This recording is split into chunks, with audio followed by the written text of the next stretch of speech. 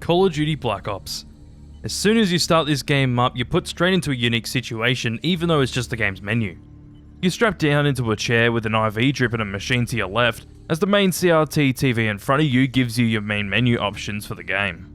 The options on screen are campaign, multiplayer, zombies, and obviously the game's options and settings. The other CRT sitting to your right shows you game footage of what to expect from the campaign, alongside real footage of historic events that the campaign explores. Whilst taking this all in, a distorted voice from a man standing behind the blurry glass questions your character, who's referred to as Mason, about a broadcast, and for a meaning to the numbers in the broadcast. They can ask Mason things like, "Who were you working for? Why did you do it, Mason? Why? You killed him, Mason. You did. No one else, just you. Focus, Mason. Try to remember." And of course, probably one of the most popular quotes from this game, hell, the whole franchise. "The numbers, Mason. What do they mean?" If you then decide to try and spam your aim and shoot buttons for about a second when you haven't selected a game mode, you will actually get out of the chair. This alone absolutely blew my mind when figuring it out for the first time, but when you walk around the room you find out that you can actually access the computer sitting behind you. On the computer you find out that you can access things like cheats, minigames, Easter eggs, lore files for the game's campaign, and you can even get access to 2 Zombies maps, with those being 5 and Dead Ops Arcade. There's a lot you can do on the computer, but I'd be here all day if I explained everything you can do on it, so how about we talk about Zork? What is Zork, you might be asking? Well, Zork's an adventure game released in 1979 that you play all through text, as you have to explore the great underground empire in the search for treasure, whilst dealing with the danger coming your way and avoiding death. The whole game's on the computer, and when you type either Zork or Hello Sailor, the screen will display the game's title and copyright disclaimers before the game starts. When you finish on the computer and hop off, you can sit back down in the chair to access the menu. One cool thing is you can actually see the whole environment around you change when you click zombies. The screen changes colour to have more of an orange hue. The zombies theme starts to play, the interrogator walks away and comes back as a zombie banging on the glass, and even the CRTs on your right change to show footage of the zombies game mode intertwined with footage of Russian tests. It works perfectly with getting you ready for what the game has in store, from the campaign to the zombies. Before I get into the game modes, time for a little history lesson on Call of Duty as a franchise. This Call of Duty game is the 7th game in the franchise, and the 4th game developed by Treyarch Studios for the franchise. You might be asking why they've only made 4 games for the franchise at this time. Well, it's basically because Activision had both Treyarch and Infinity Ward developing games for the franchise, with one studio releasing a game every 2 years, so a Call of Duty game would release every year, with Black Ops being the Call of Duty game for 2010. People's expectations were really high for this game, since the franchise was in its peak around this time, with Modern Warfare 2 releasing the year before, World at War in 2008, and even COD 4 Modern Warfare in 2007. And if the sales are anything to go off of, then I would say that this game exceeded everyone's expectations, especially since it's still the most sold Call of Duty game of all time. With that though, since the game has been set up so well with the menu alone, let's just talk about the game's campaign. 0, 11, 24, 11, 1, 7, 19. Getting straight into the campaign, we of course have the iconic intro to the campaign, which is honestly just so iconic. Say the line, Bart! "The numbers, Mason. What do they mean?" But throughout this intro, we find out that Mason, who's the character we play as, is being interrogated by unknown people about a broadcasting station, since Mason keeps hearing numbers to the station's whereabouts. It's such a vague intro to this game's campaign, but I love it because of its vagueness. From there, the interrogator decides to start off from the beginning by talking about what happened in the Bay of Pigs, which will lead us into our first mission, Operation 40.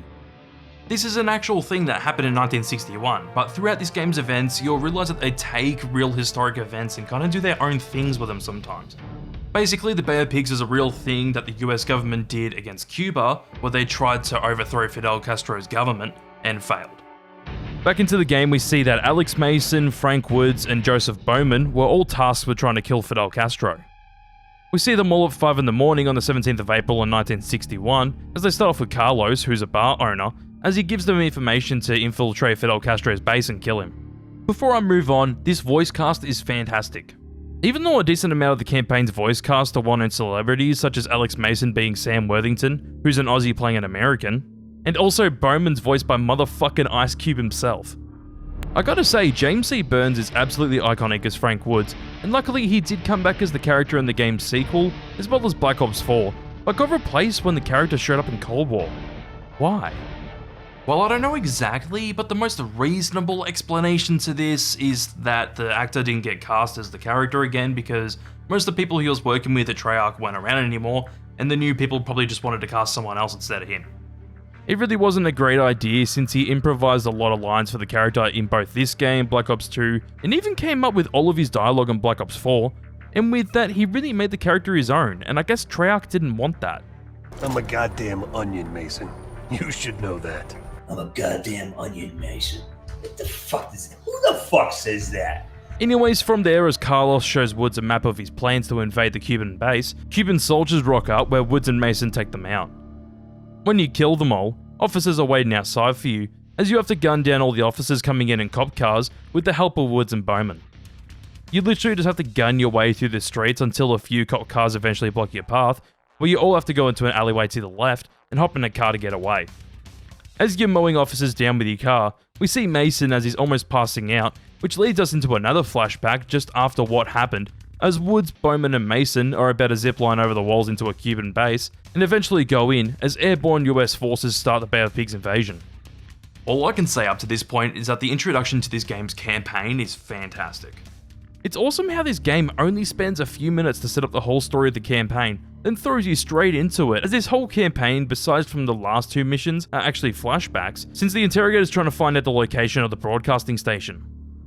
Continuing on, we land in the base as Woods and Bowman take out two soldiers, where we have to walk into the building and take out another soldier, as they're radioing for reinforcements from the invasion. After taking them out, you have to walk up slowly to avoid some Cuban soldiers as they're passing by, and after they pass, you go in guns blazing to clear out more soldiers in different rooms throughout the house. Eventually, the squad gets to that room that Fidel Castro is in, as you pull out an ASP and pop him in the head, as Castro tries to use his mistress as a human shield.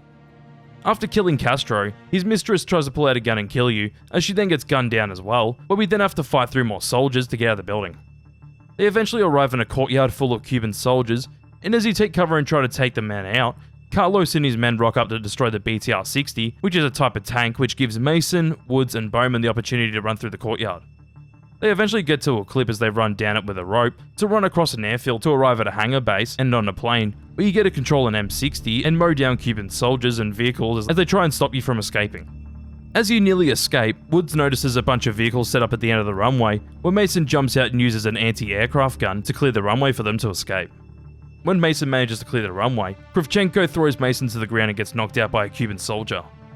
Mason then wakes up to see Fidel Castro with Kravchenko and Dragovich as they discuss what to do with Mason, as Castro ends up telling the others to just make sure that he suffers. As the mission ends with Mason back in the interrogation room, explaining that Dragovich made sure that he suffered, and leads straight into the next mission.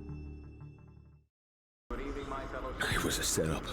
One of, if not my favourite mission in the game, has Mason telling the interrogator about his time at Vorkuta, since he got thrown into a labour camp after being confronted by Castro, Dragovich and Kravchenko. After telling the interrogator about how he was in Vorkuta, we get to see it firsthand as Mason's in a fight with Viktor Reznov, as we soon find out that this is all staged so they could kill off one of the soldiers and start their escape plan. I fucking love Viktor Reznov, and he's such an excellent character. Hey, it does help that Gary Oldman himself is the man behind the character. Yeah, how crazy that a well-known Hollywood actor played a character like Viktor Reznov in a Call of Duty game, and man, he's giving it his all and is definitely one of the best characters in the franchise. As they manage to kill the soldier, they complete step 1, which is securing the keys, as they plan on going through with step 2, which is taking over the elevator, known as Escape from Darkness.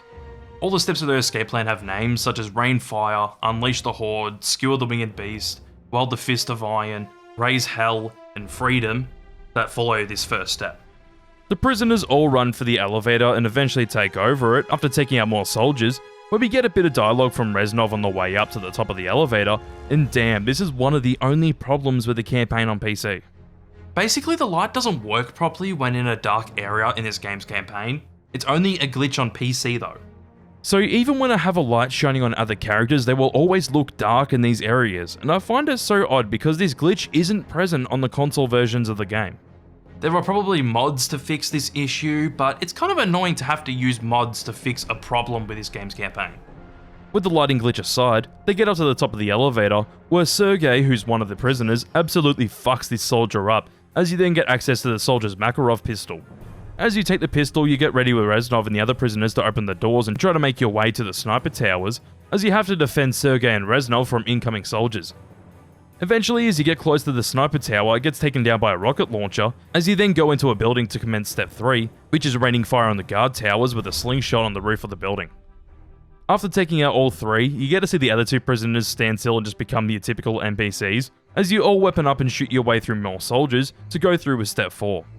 As you unleash the horde, you eventually make your way to another building, where you go up the stairs and find a harpoon gun to skewer the winged beast by using the gun to take down the helicopter above. With step 5 complete, you make your way to the armory as you gun your way through to eventually get to the death machine after Sergei's sacrifice to help Mason get through the door before it closes. May Sergei rest in peace, man.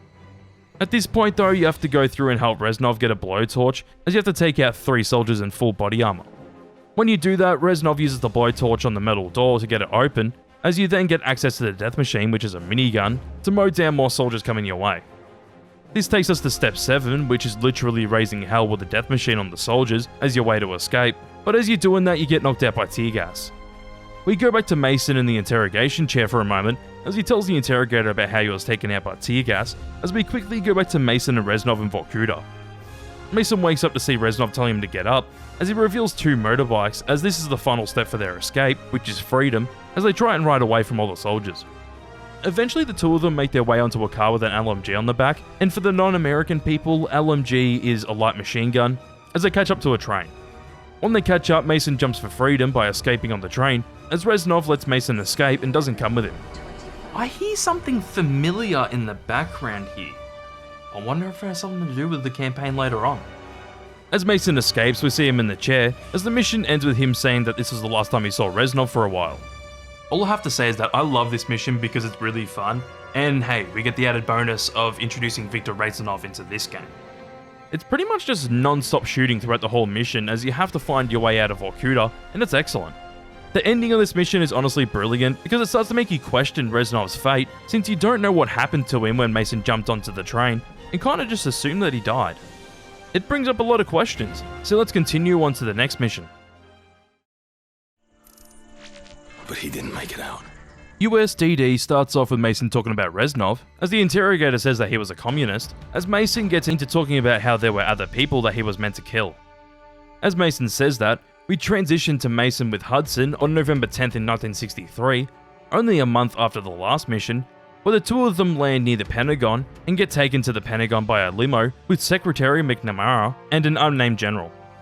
Whilst on their way, McNamara hands Mason a file with Dragovich and a Russian rocket inside, as Mason gets flashbacks to when he met Dragovich, as they're gonna go and talk to the president about his mission. Also, I hear something in the background again.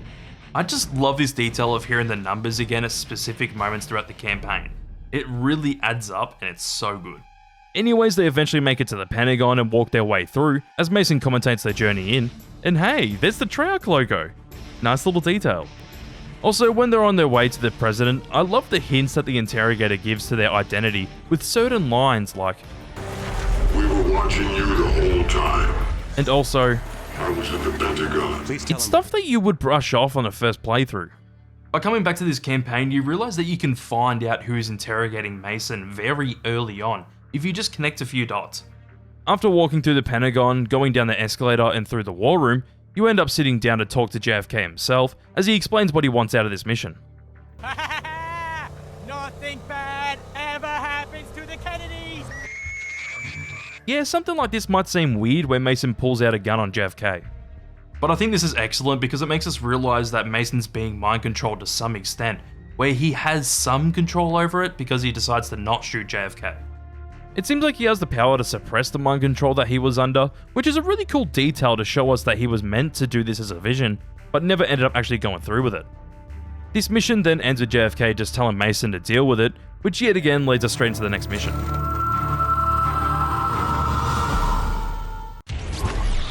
Getting straight into this mission, we have the interrogator talking about the Russian rocket to Mason, as they were after the Ascension group and the US wanted their knowledge.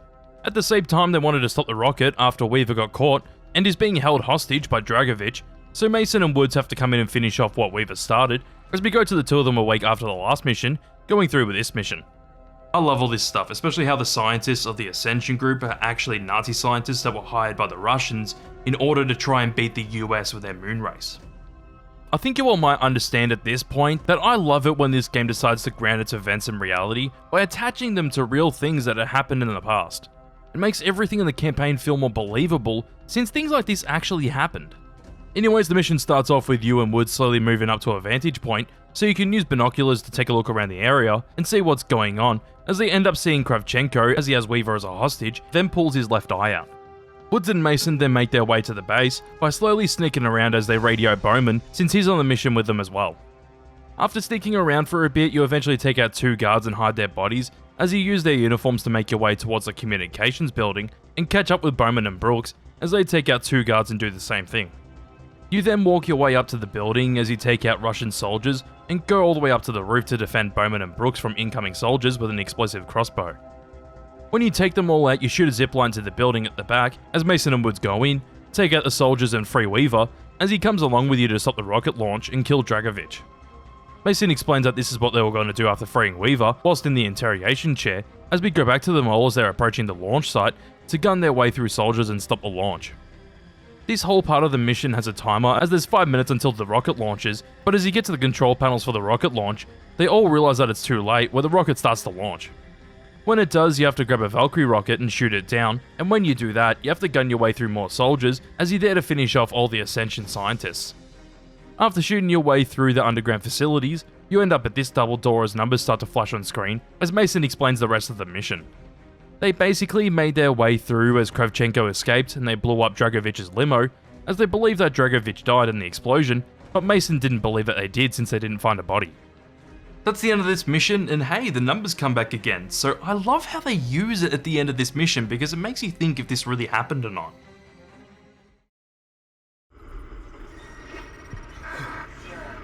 Oh, here we go. Honestly, the hardest mission in the campaign, especially on veteran difficulty. You will see clips of me playing this on veteran throughout this mission because I fucking hate this mission on veteran. As the mission goes, it starts off with a flash of images until Mason starts hearing the numbers in the chair, saying that Dragovich was somehow still alive. Mason mentions how he was always in his head, as well as the others, where we go to Mason talking about his time in Vietnam in the year 1968. He explains that he was in Laos with Woods and Hudson, or as I should call Hudson, Mr. Shades, as we then flash back to January 21st in 1968, as Woods comes down from a helicopter to meet Mason and Mr. Shades in Khe Sanh. I will say Hudson instead of Mr. Shades because I know I'm going to get sick of saying Mr. Shades. As Woods lands, he talks to Mason and pretty much ignores Hudson, as they all get in a jeep as Woods tells Mason more about the mission. Whilst this is all going down, we get the song Fortunate Son from the band Creedence Clearwater Revival playing in the background. Even though this song came out in 1969, which is the year after this mission takes place. Wait, actually, that song, Quimbara, in the mission Operation 40 came out in 1970. They stuffed up twice. But this is the only two times they stuffed up with the song selections of the campaign, because the rest of the songs came out before the missions take place. Back to the mission. As Woods is talking about what's going on Laos at the moment, they all swerve out of the car as a plane wing is headed their direction, and when they get out, Woods covers Mason as Mason has to carry Hudson into the bunker. You end up avoiding gunfire and getting into the bunker, where you start to gun your way through the Vietnamese soldiers, and hey, you get this cool moment as one of the soldiers jump on you, where you have to spam a button to punch him and attach a grenade to him as you move away from the explosion. Just something different. But after that you continue on shooting through more soldiers, and man, this mission barely gives you any cover at all. Ooh. Okay, how did I get hit? Genuinely don't know how I got hit there. Where did he come from?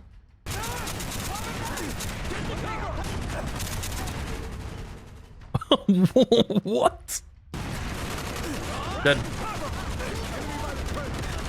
Or not. What? Oh, bullshit. If you somehow manage to get past that on veteran, or playing on any other difficulty, you keep shooting your way through and having to crawl under a tank, and hey, another area of the mission that sucks to get through, as you have to grab two detonators and use them on incoming soldiers. I need to just like... No! I tried to just go for it. No! Ah! I hate this fucking game. Are you fucking kidding? Are you fucking... I'm so sick of this shit. Hurry up, Mason, but I'm not even given an opportunity to move. Yep. What is this fucking horse shit? This isn't even the worst part of the mission. Dead. Like, what am I gonna do? If you then manage to get behind cover with the others, you manage to grab an M72 Law to block the 3 tanks coming in, and after completing that, you go down a set of stairs to fend off more soldiers to go through with the hardest part of the mission. I am not joking, pushing your way down this hill on Veteran is a fucking nightmare. See, what am I gonna do? Oh, like what? What? What? Are you fucking joking?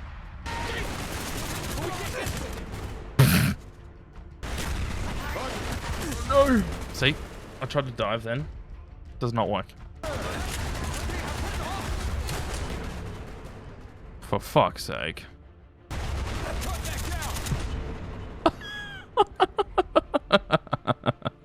Yep. I'm aiming right on him. Just does nothing. YOLO!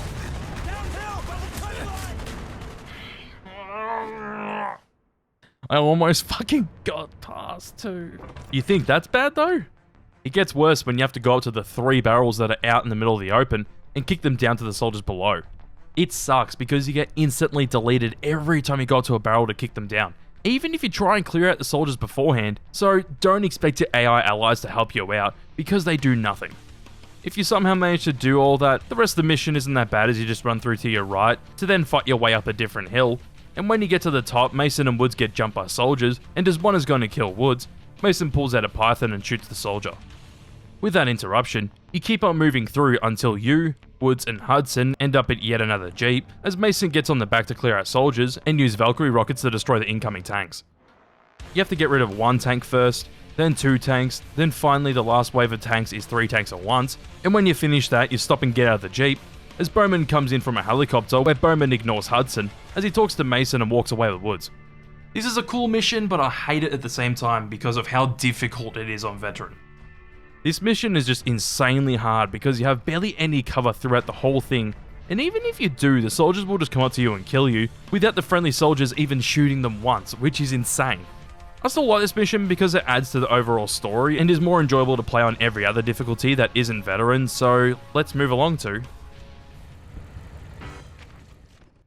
Today, communications are in chaos and commercial flights from the airport have been... The Defector starts off with the interrogator, mentioning that Tet Offensive was the start of the end for the US losing the war against Vietnam. Which, hey, this is yet another thing that actually happened, and was probably one of the main things that made the US lose in the Vietnam War. The interrogator mentions that they had a contract with a Russian in the McVeigh compound in Hawaii City, as they mentioned that Mason was there with them, but the whole thing was a lost cause. He asked why Mason still went through with it, even though it was a lost cause, as Mason admits that he couldn't accept that he was dead.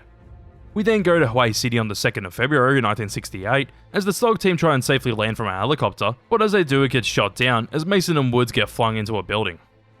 They start to fight their way through Vietnamese soldiers, and hell yeah, we get to use a Spaz 12 with Dragon's Breath shots, and this is honestly so cool.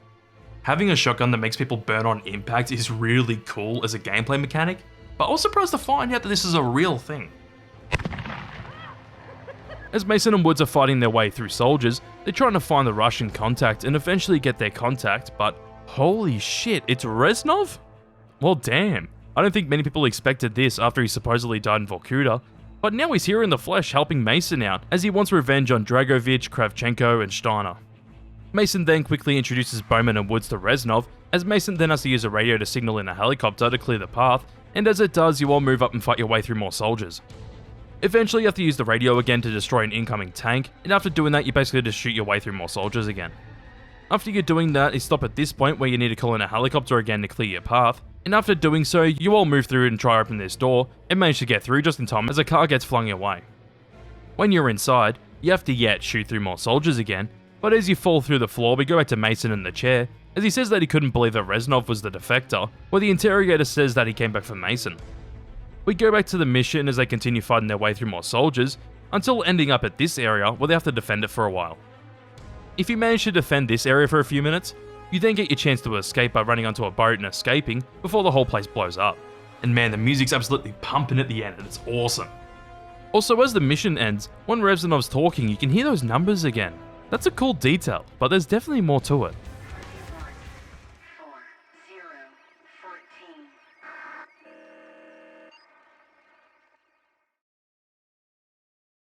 We have the dossier that the defector gave you at McAfee. We get into this mission as the interrogator's talking about Project Nova, as Dragovich, Kravchenko and Steiner have been talking about it, as Mason clarifies that Project Nova is a biochemical weapon called Nova 6. It's a chemical that was discovered near the end of World War II, as the Nazis plan on using it but never did, as other countries managed to steal it, where the interrogator mentions that Dr. Clark was the mechanical engineer behind it, as Hudson was sent to Kowloon to interrogate Dr. Clark.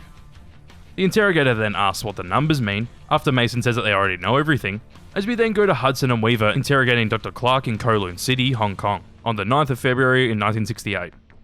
Hudson puts glass in Dr. Clark's mouth and punches him twice, as they're trying to get more information out of him about Nova 6, and as he starts spitting out more information about how he was hired to stabilize Nova 6, they get shot at by men at the end of the hallway.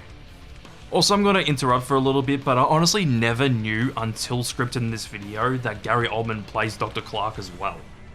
Man's got fucking range. Anyways, when you shoot at them, the Nova 6 tanks near them will get shot, or you have to escape the room before the gas affects you, and you then shoot your way through more men. You end up making your way to the roof where you have to jump off as more men are shooting at you, to land on a balcony, and into a secret weapons room behind the fridge, which turns out to be Dr. Clark's weapons room. Before we move on, I want to mention one cool Easter egg in this mission.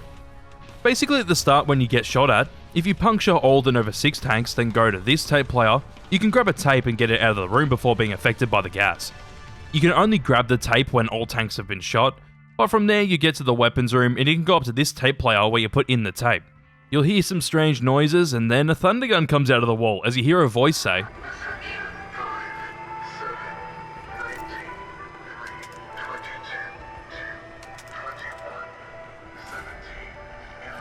You can use the thunder gun throughout this whole mission, and it's just awesome to use a zombies weapon in campaign.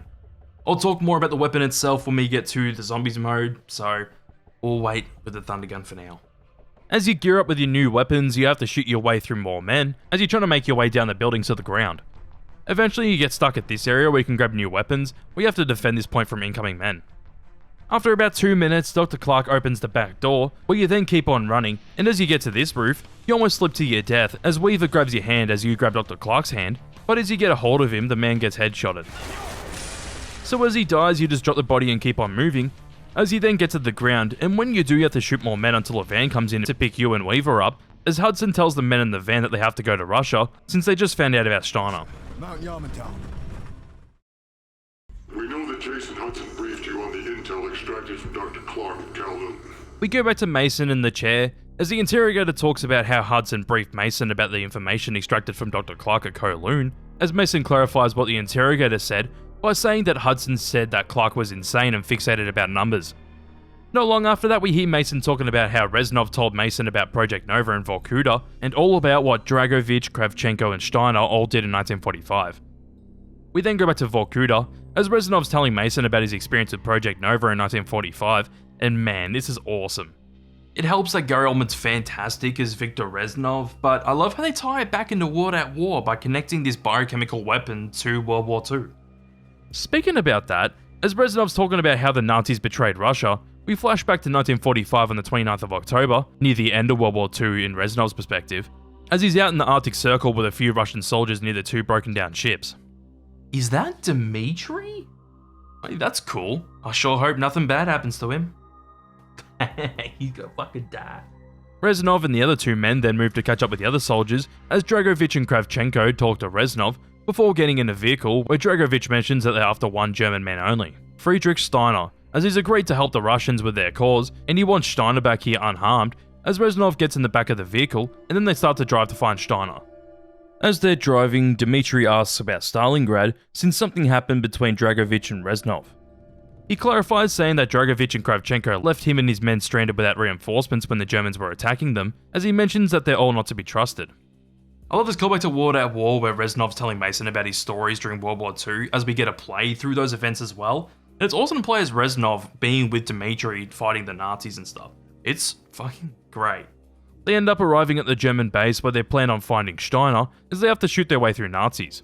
Oh boy. Nazis. I really like this mission because we get to use completely different weapons to what we've been using so far, with all of these weapons being from the World War II era, since it obviously takes place during the end of it. Being able to run around with a PPSH and even pick up weapons like the STG-44 and the MP-40 is awesome, and they're basically as good as what they were in World at War, but just look much nicer. As you're shooting your way through, you'll actually see some Nazis surrender, where you can shoot them or leave them if you want, since they won't shoot you if they surrender. When fighting your way through, you get to this point where you can call upon missiles to attack the soldiers, and that's pretty cool as you use it to mainly clear out the soldiers standing on the bridges. Eventually, after you walk past this small hangar, you start to hear an orchestral theme, and man, this is honestly really epic. It makes this mission feel much bigger than it actually is in a good way. It fits the time period, but it also makes this moment feel like a massive moment in the game's campaign. You then eventually get to this building as you shoot your way through, then finally get to Steiner, as we go back to Reznov talking about how he wanted to kill Steiner, but had to not kill him since he was a soldier and still believed in taking orders. As Reznov says that, we flash back to them all at a broken down ship, as Steiner is talking to Dragovich, where you get ordered by Dragovich to lead the other two men to the Nova 6 tanks on the ship. When you eventually get to the Nova 6, Reznov takes over by narrating, as he explains that the victory was short-lived, as Dragovich wanted to actually test the Nova 6 by throwing Reznov, Dmitri, and 4 other men into 2 different vaults, as they were going to test the biochemical weapon on them all. As Reznov says that Dmitri deserved to die an honourable death, he says that he died for nothing, as we see Dmitri in the other vault being affected by the Nova 6 gas, as well as 2 other soldiers inside with him. Damn man, this is dark as shit. But I like this moment because we get to see how Nova 6 actually affects people. As Reznov's talking about Dmitri's death, he mentions that as he died, it made him realise that they weren't the only ones after Nova 6, as British soldiers then started to attack the boat to stop the Russians from getting Nova 6. Whilst the British are attacking the Russians, it gave Reznov and the other 2 men with him the chance to escape, as the door gets blown off and you shoot absolutely everyone in your path. Reznov says that he had to avoid both of them from getting the Nova 6, as they plan on making the ship sink by sending up explosives to make the whole thing sink at the bottom of the ocean. After starting the timer on the bomb, you and the other 2 men have to rush to get off the boat, and when you manage to get off the boat, the explosives go off, as Reznov falls to the ground and one of the other soldiers with him manages to run away. We then go back to Reznov, as he says that we're running out of time, as he doesn't want anyone to be able to use Nova 6, and we then get this absolutely iconic line at the end of the mission. Dragovich, Kravchenko, Steiner. These men must die.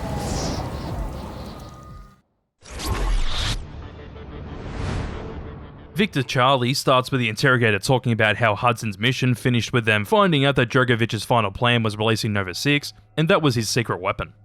He then tells Mason to think back to Vietnam, asking if Reznov was with him to help Mason escape the compound, where Mason confirmed that he was with Mason the whole time. Mason then says that Reznov was certain that Kravchenko was there in the compound, where we then flash back to the 9th of February 1968 again, but in Vietnam, as Mason's in a helicopter that is sinking in the water, as soldiers are trying to kill them. You then shoot the soldiers as the helicopter completely submerges in the water, and as you go to grab the door, Reznov helps you open the door, and the numbers are back. Well, that's neat. With Reznov, you end up getting on a sampan, as you take out some Vietnamese soldiers. When you take them out, you have to keep moving forward as you fight your way through more men, and eventually as you take out the soldiers, Reznov tells you that you've picked good men, as you then get an objective to rendezvous with a whiskey team.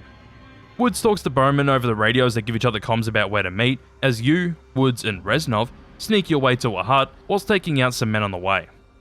When at the hut, you meet up with Bowman to give information about the mission, and to then rendezvous at the village in 5 minutes as you keep going with Woods. You set a C4 charge up underwater as you both make it to another hut, as you can either sneak your way past these sleeping soldiers or stab them all if you want, as you have to take out one of them that's on surveillance. After that, you then plant another charge, where you continue following Woods to the village, as you then have to shoot your way through more men after setting off the charges. Eventually, you get to the point where you use a Grim Reaper to blow up the hut on the water, and then shoot your way through more men, until finding a tunnel system, as Woods throws a grenade down to clear the entrance. Mason says that you'll go down to the tunnel with Swift, and the numbers are back again. I feel like that only means one thing, but we will get to that. Oh hey, He's back, but the numbers have stopped and the lighting glitch is back. Woo! It's definitely the most evident here since the tunnel system's so dark. Kinda like this room at the moment.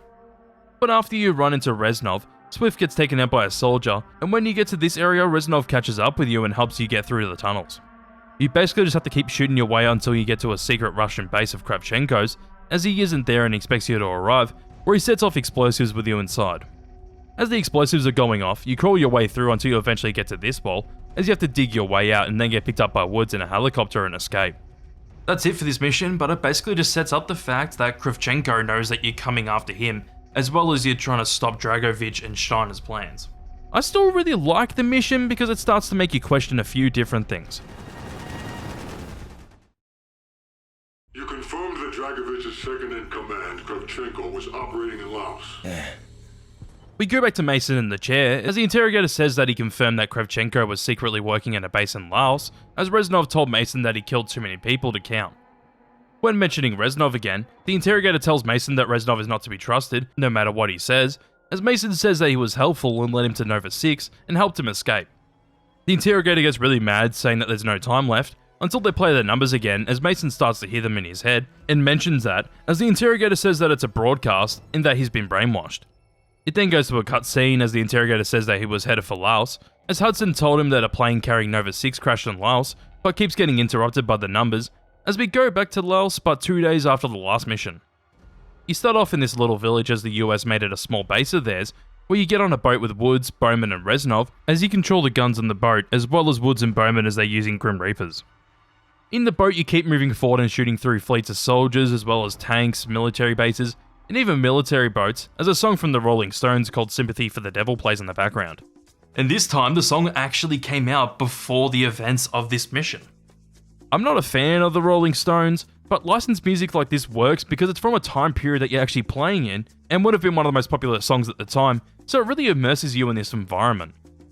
The one unnamed soldier at the front dies in your fight against the other boat, and as Mason says that Woods was crying, but didn't let them see any tears, you move along where Reznov says that Kravchenko's near. As he says that, Bowman hears them as Mason repeats what Reznov said, where they have to get off the boat and shoot their way through more men. Eventually you get to the crash site of the plane with Nova 6, as you then get inside the plane and find out that the Nova 6 was a setup, and the only thing the plane had was American weapons. And hey, the numbers are back again. Anyways, you see that more men are trying to shoot at you, as you have to clear them out, but as you're doing that, helicopters attack the broken down plane, as Mason gets sent down with the front of the plane. You eventually wake up on the ground as Bowman and Woods are knocked out, and as you try to shoot the soldiers, you realise that you have no ammo, but Dragovich and Kravchenko come out and knock Mason out. Honestly, a really simple and fun mission, but I like this mission because we start to get more hints towards the campaign's main twist. You were captured by Dragovich a second time. Your unit was MIA in Laos, presumed dead. Getting straight into the next mission, it has the interrogator talking to Mason, as he says that Hudson had to keep on looking for Nova 6, as Mason's unit was MIA in Laos. Hudson went to Mount Yamantol, which is a secret Russian military complex, as Hudson learned about the numbers at their base, and Mason realizes that the numbers are real. The interrogator clarifies that the numbers were always real, and as they ask for the broadcast station, we go to the perspective of Captain Mosley, as he gets onto the Blackbird to help Mason and the other men out that are on foot in Mount Yamantol. This cinematic of getting on the Blackbird and taking off is really damn cool, and it's kind of impressive graphically at the time. Anyways, as you're in the Blackbird, you talk to Hudson on ground, as you help guide them past the Russian military, since Hudson and his team are on a stealth mission. When you guide them into a house, some men come inside as you have to get rid of them by playing as Hudson to shoot some incoming soldiers. The mission repeats that process for a bit as you go back to the Blackbird and guide Hudson and the others through yet again, until you eventually have to go back to playing as Hudson and shoot more people.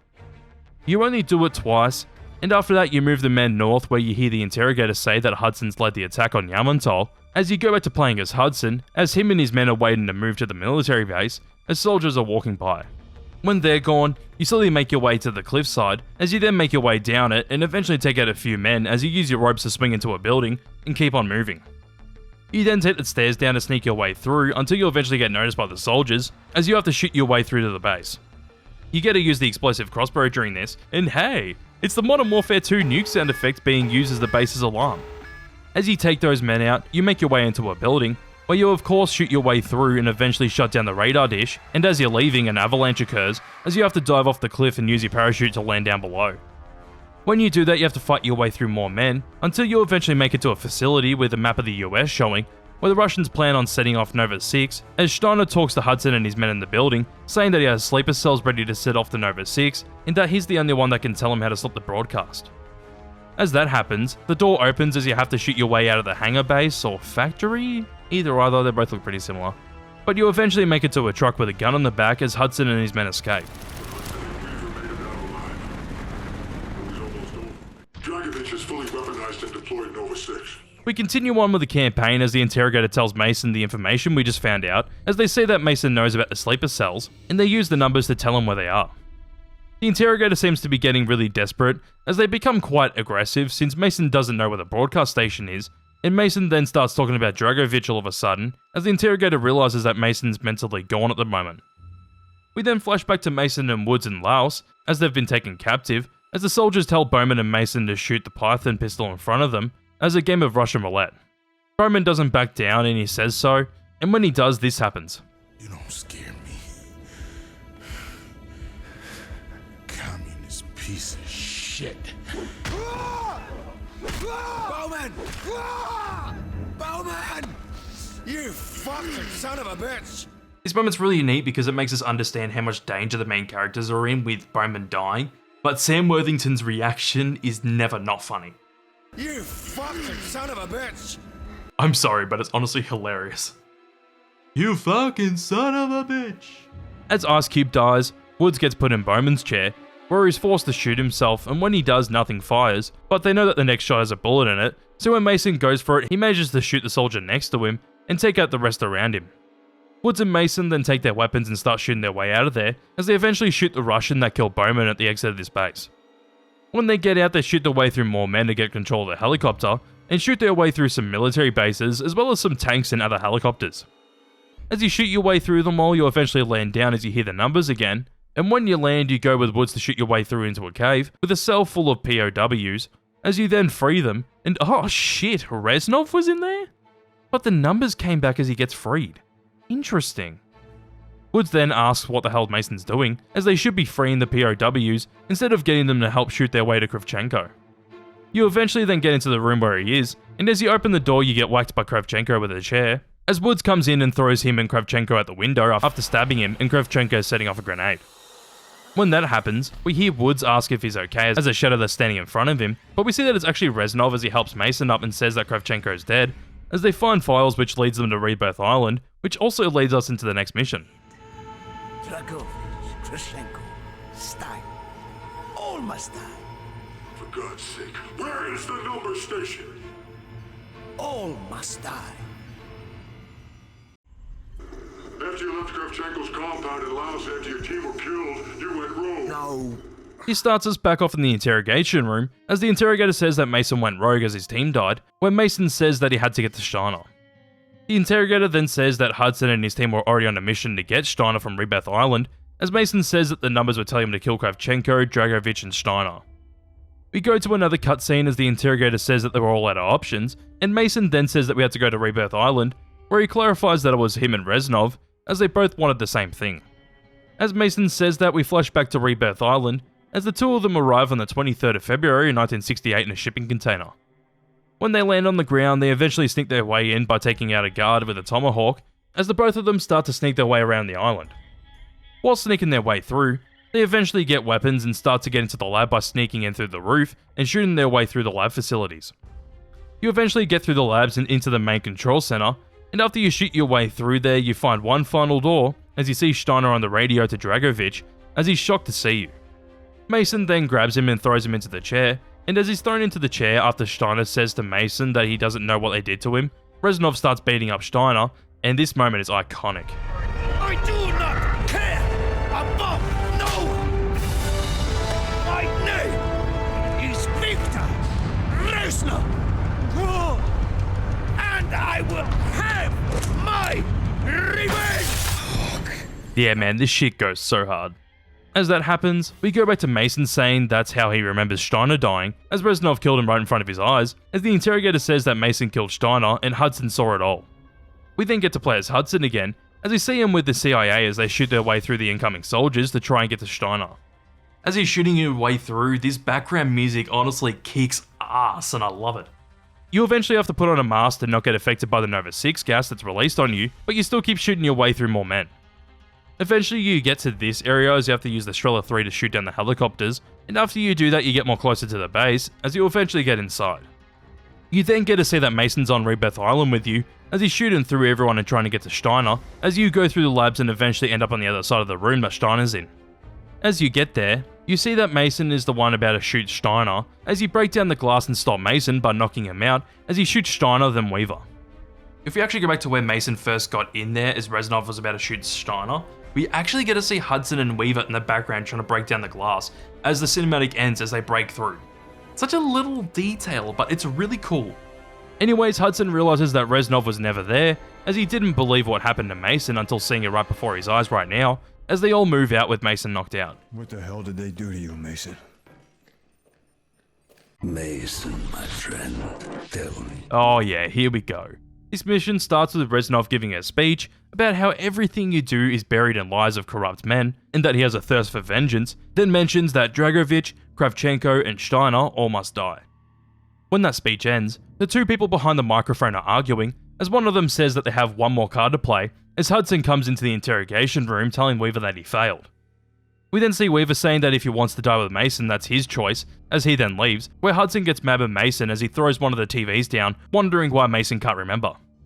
Hudson admits that they're out of time, and as he says that he knows Mason, he starts to unshackle him as Mason knocks Hudson out then tries to get away as he hears the numbers in his head. Mason has a full-on argument in his mind whilst trying to find Reznov as the numbers play, where he slowly starts to remember everything where we actually get to see Dragovich, Kravchenko and Steiner talking about how he's responding to the mind control. Steiner goes into detail saying that Mason has responded differently as he's had a high resilience to the mind control and mentions that his mind control is unpredictable. We go back to Mason walking through the different rooms and ends up in this room as he sees images of Reznov and starts to realise that they're one and the same. Mason moves out of the room as he gets flashes of his meeting with JFK, flashes of the exploded car and the mission executive order, and when he ends up at this control room, he gets knocked out by Hudson to then end up back on the table where he saw him on before, but with Reznov standing in front of him. This is the real revelation that Reznov is the form that his mind control takes, and man, I love this twist. If you've played this campaign more than once, then you would have noticed quite a few hints towards this twist, but it's so well done. The first time in this campaign that they hint toward this ending is all the way back in the mission USSD, where you can hear the numbers as Mason ends up often twisting the events that actually happened due to his mind control, with the most obvious example in that mission being him getting a glimpse of him pulling out a gun on JFK. Another thing I was gonna say is that this game uses real mind control experiments to make their own story about the Russians using it, but just moments after what I just said happened in the campaign, Mason wakes up with Hudson pointing a gun at him, as he then says this. It was their attempt at MK-Ultra. Dragovich programmed you to kill Kennedy, but Reznov sabotaged you. Well shit, that's even cooler that they mentioned that, since it seems like that the Russians wanted to imitate the US by having their own mind control experiments, and it's so fucking cool. The only thing we missed during those two moments is Hudson explaining that Reznov had different ideas in his mind control compared to what Dragovich, Kravchenko and Steiner wanted him to do, as Hudson goes into detail about the moments that Reznov wasn't there. We get to see this as Hudson talks about it, and ends up saying that Viktor Reznov died in Vorkuta, and has been dead for about 5 years since he died during the escape, but since then he's been an embodiment of his mind control, since Mason trusted Reznov like a friend. I love this so much because it really ties back to what Reznov was telling Mason in Vorkuta about his time during World War II. It just makes a lot of sense why he had to kill them three instead of going through with his initial plans to kill JFK. Hudson mentions that the lost time that happened in Mason's mind will come back since the mind control is now broken, but as Hudson says that they need to leave because of the attack, he starts to remember where the broadcast station is. Hudson then ends up telling Mason to listen to the numbers again, and Do with him what you wish, General. So can I give to in honor of our new relationship. In honor of our new relationship. 13. Permanent broadcast station within their borders. All instructions will be broadcast from the result. man, I could absolutely give this moment the grapefruit technique with how much praise I'm giving it, but the fact that it's set up in the first mission is amazing. Yeah, go back to the end of the mission Operation 40 and there you go. The ship and the name is right there. But who was going to know that a random ship was going to be the location of the broadcasting station? With Mason realizing that the broadcast station is on the Rizolka, he ends up telling Hudson that he knows where it is and that the boat's in Cuba, where we get Hudson to be Mr. Shades again. You know what? Even though you don't really do much in this mission, it's awesome because everything's revealed to you. The cloth is pulled off and you really understand what's actually happening and you're getting the truth about the whole story. It is genuinely the best twist in any Call of Duty campaign, and yet again what makes it work for me is how real it feels by connecting everything that's happening to real events. Connecting it a bit loosely, but it still feels like something that could have really happened during this time, and I love that.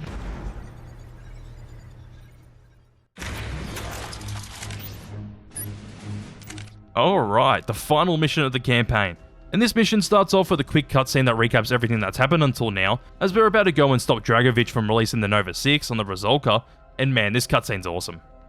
It's just a quick recap of everything that's happened in the game's campaign at this moment, with a few quotes from JFK, Reznov, and a few others, but I like it.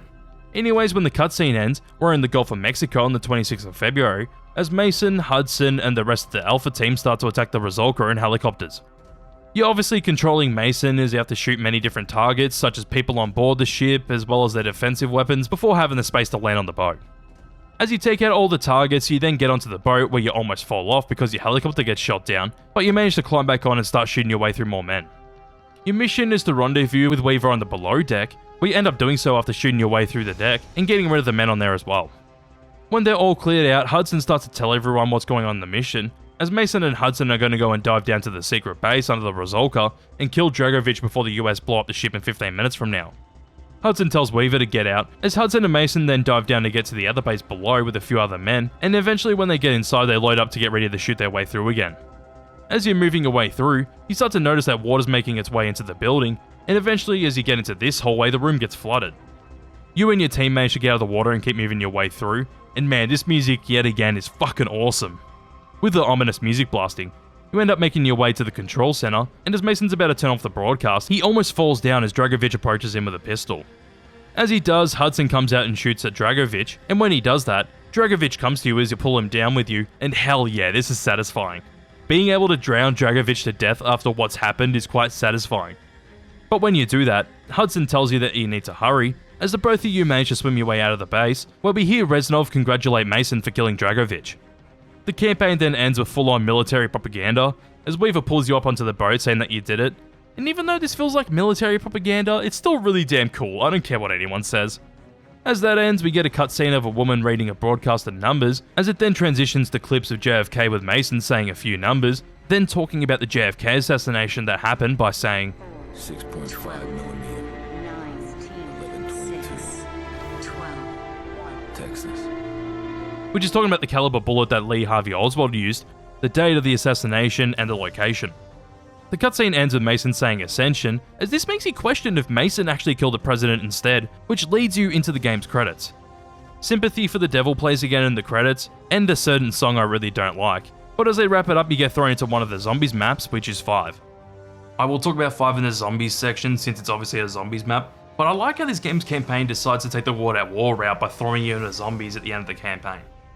There is a lot I absolutely love about this campaign, and it's still my favourite Call of Duty campaign, even with the ominous ending making us question if Mason killed JFK in this universe, but I'm going to talk about everything I absolutely loved and don't like so much at the end.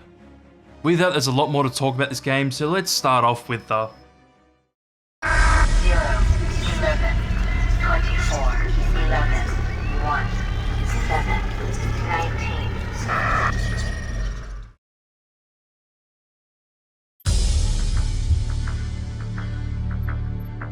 Oh yeah.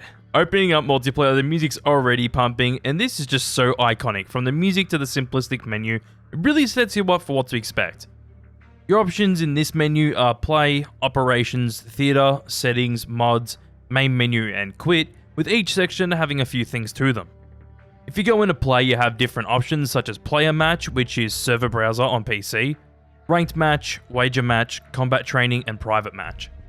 Player match or server match is just your standard online matches where you can play different game modes and whatnot, but a ranked match is in the name itself as you get ranked for your matches. Wager matches allows you to gamble your COD points to potentially win more, and this was before COD points was a thing you had to buy with real money. Combat training allows you to practice against AI players, and private match is just private matches where you can invite who you want into your games. Since I mentioned game modes, let's go over those since there's quite a few in this game. There are of course different sections for this too, but those sections are your core game modes, bare bones, hardcore, also different game modes for wager matches, and even prestige game modes. Most of these game modes are 6v6, unless I mention if they aren't, but the core game modes are Team Deathmatch, which is literally first team to a certain amount of kills wins, Mercenary Team Deathmatch, which was a thing until they got rid of it on the 1st of March in 2011, which is literally just Team Deathmatch, but you can only join in by yourself and not in a party. Free for all is everyone against everyone, but only 8 players in a match. Domination's all about capturing 3 points on the map, and whatever team gets to 200 points first wins, which you can gain points from capturing points and holding onto them. Grand War has Team Deathmatch and Domination in it, but the catch is that the max amount of players is 18 instead of 12, with 9v9. Demolition has you either planting bombs or defusing them to get points with 2 different bomb locations. Sabotage has one main bomb in the center of the map, as the teams have to fight to plant the bomb, and whatever team does wins. Headquarters is a mix of domination and sabotage, as teams have to hold onto one base, but whatever team holds the headquarters doesn't respawn until they lose the point. Capture the flag is literally just capturing a flag and taking it back to your flag. Search and destroy is like demolition, but you don't respawn and have rounds of planting or defusing the bomb. Team Tactical has smaller teams of 3, 4, or 5 just trying to capture an objective. Honestly, never heard of or played Team Tactical. But the next game mode, being Express, is literally just faster paced versions of Team Deathmatch and Domination, whilst also banning certain perks like Ghost and Second Chance, which we will talk about soon enough. The last 2 game modes are Nuketown and Firing Range 24/7, which were limited time things where you could play both of those maps 24/7, but you could vote on which game mode you get in it, such as Free For All, Team Deathmatch, and Domination. Phew, well that's all the core game modes. But as bare bones goes, you have Team Tactical, which this time around doesn't allow you to use any equipment, attachments, kill streaks, or even contracts, which is insane. Pure is another game mode which is basically the same as Team Tactical, since you can't use all of those things as well. And the final bare bones game mode is Classic, which is like the others, but you can use things like perks and contracts, but not attachments or equipment. Kill streaks are actually locked into 3 kills being spy plane, 5 being a napalm strike, and 7 being an attack helicopter. Hardcore has more game modes than bare bones, but you basically die much quicker since you have less health, and those game modes are Team Deathmatch, Search and Destroy, Free For All, Headquarters, Capture the Flag, and 2 quote-unquote new game modes being Bombs and Flags. Bombs and Flags are basically just playlists of game modes featuring bomb or flag objectives, so they're basically just pre-existing game modes rolled into one. Getting into wager match game modes, which are honestly the most fun because they're the most unique to this game at the time and are still quite fun to play now, are Gun Game, Sharpshooter, One in the Chamber, and Sticks and Stones. Gun Game is free for all, but you work your way through guns as you get kills until getting to the final weapon, which is always the ballistic knife. Sharpshooters only long range weapons, which are given to players at random at the start of the game and switch every 45 seconds. One in the Chamber is literally 1 bullet in your gun free for all, and if you miss you can knife the enemy to get a bullet back. You can get more than 1 bullet if you decide to not shoot and just knife people, as it's 1-shot kill in this game mode too. The final wager match game mode is Sticks and Stones, which yet again is free for all, but you can only use things like ballistic knife, crossbow, and tomahawks. These don't sound super interesting now because many COD games and many games in general have done this kind of thing by now, but when this came out, it was unique to this game. It's such a shake-up from the typical game modes in this game and really makes you play the game differently, especially with One in the Chamber since you really need to be careful with your shots. To finish off the game modes, you have 3 prestige game modes, which are Team Deathmatch, Hardcore, and Pure, which are exclusive to players that are prestiged. Some of these are quite standard, and a lot of these are mainstays in the Call of Duty franchise, such as TDM and Domination, but I miss wager matches, man. You can't really play wager matches anymore, but the game modes are just so fun, and a lot of people probably thought that since they came back in quite a few other Call of Duty games as well. Before I move on, I also mentioned theater mode, and man, this was revolutionary being able to go back and spectate your previous games. It's in most shooters now, but this was the first time the franchise allowed us to go back and look at our games and even record clips to upload in the game to the COD community. The next installment in the franchise, being Modern Warfare 3, did the theater mode better since you could upload your clips straight to YouTube, but having a theater mode in a Call of Duty game with this game in 2010 was revolutionary at the time. There was only a few games before this that had a theater mode. I even spent way too much time for this video, and even in the past looking around the maps in theater mode just because you could. You can change your perspective on players from first to third person and even freely move around the maps, which is just so cool. Another awesome thing that this game adds is customizable emblems. You only have 12 slots to use random shapes and things from the game to create your own emblem, but man, it's just fun to try and be creative and create your own emblem. But of course, knowing COD at this time, people just used it to create some certain things. Since I've talked about the menu and the game modes, how about we talk about the customizable things, such as creator class and things like that. Getting straight into creator class, this is a feature you can get access to when you reach level 4, but to quickly cover the levels, you can get to level 50, and when you reach that, you can prestige. You can get to prestige 15, and when you reach prestige 15, you can max out at level 50. Throughout the levels, you can unlock and get access to new weapons, perks, equipment, and things like that. But to start us off, you have 5 different slots to create a class, and you can get up to 10 create a class slots if you reach prestige 9, where you get the freedom to use whatever weapons this game has to offer in each of those classes. When you go in to create a custom class, you can choose a primary weapon, secondary weapon, lethal, which are grenades and tomahawks, tacticals, which are things like flashbangs, concussions, and equipment, which can be things like C4s and claymores. 3 different perk slots, and face paint? Yeah, you can customize your character's face paint, which is really cool.